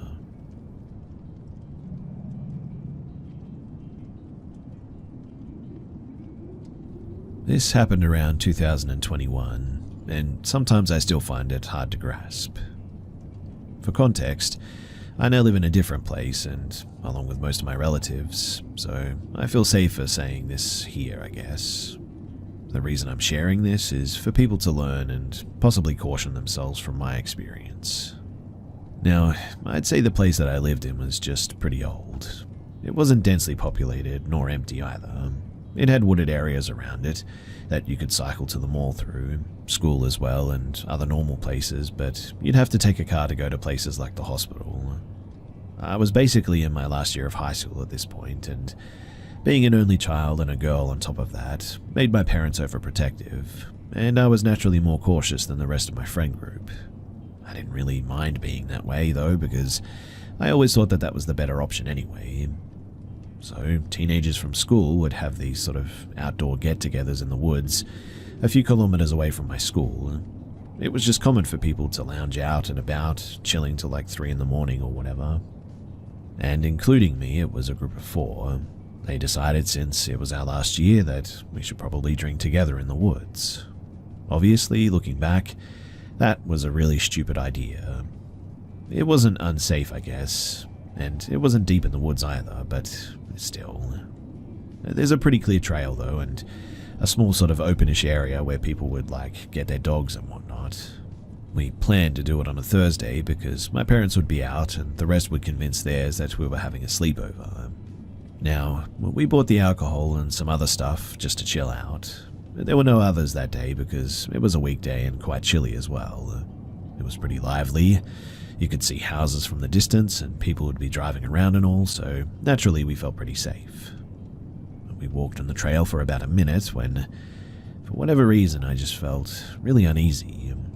I felt like we were being watched or something like that, and looked over to one of my friends. She looked a little bit distressed too, but I guess we just sort of shrugged it off in the end. We walked a few more minutes and we found our spot. We started drinking and basically spent like an hour and a half of gossiping and having those sort of deep talks while you get drunk. I didn't drink too much and neither did my other friend. We were just a little bit tipsy. Now, we forgot about the brief weird feeling that we had felt while walking, until we heard something from thick in the trees in front of us. Even though we were loud, we all heard it too. It was this sort of weird sort of snickering or giggling. I got up from this tree log that I was sitting on and just dragged my friends back a little bit. We had a fire going and 2 torches, but still couldn't really see into that area. It wasn't that close to us. I think about maybe 4 doors away if you place them horizontally. So the fact that we heard that laugh was just sort of insane to me. I pointed the flashlight into the area and nobody came out. I sat back down and when I turned the flashlight off, there was a silhouette coming out. I switched on the flash to blind that person while my other friends did the same. We started yelling and getting ready to run when I saw what I can only describe as the most horrifying thing that I have ever seen. It was this man who we'd never seen before. He had this sort of plaster-like smile and his hair was covered in dirt. He was completely pale and his eyes were almost like he wasn't looking at us but just in our sort of general direction. It's difficult to explain just how creepy this was, but it was textbook creepy. We all ran for it. My very drunk friends even managed to snap out of it. We got to my house eventually. I lived the closest to the place, and said that we would call the cops. We absolutely terrified our parents as well, but yeah, we called the cops and in the end they found nothing. Word eventually got out and people pretty much stayed away from the paths at night time, and a couple of the guys in our school managed to get their dads and all with guns to find the guy, but nothing ever really came of it. Anyway, fast forward to maybe about a month later. We didn't talk about it much and we never did anything like that again either. I got a pocket knife and some pepper spray to keep on me at that point as well. I went home after school and I was exhausted this day, so I decided to take a nap in the end. My dad was at work and my mum was visiting her sister. But I suddenly woke up to this weird sound. We had a 1-story and the walls were not too thick, so you could hear things all the time. Even still though, I had a bad feeling, so I locked all the doors and even the windows out of habit. Still, fearing for the worst, I also locked my room door and kind of looked out my window. There was nothing at this point. I grabbed a bat and my phone, heading out of my room. I looked at all the doors and everything was locked. But there was this weird, shuffling outside of my house, and I looked through the windows of my living room, and I kid you not, it was the same dude from the woods. He was just outside, walking in this erratic, eerie way, which honestly just sent me into a complete spiral. He somehow saw me and started saying hi there very loudly. I called the police, and after that I told him to get lost. After he started saying my name and all my friends' names as well. The police, they eventually got here and they actually got him this time. They questioned him and he had no history of mental illness or anything.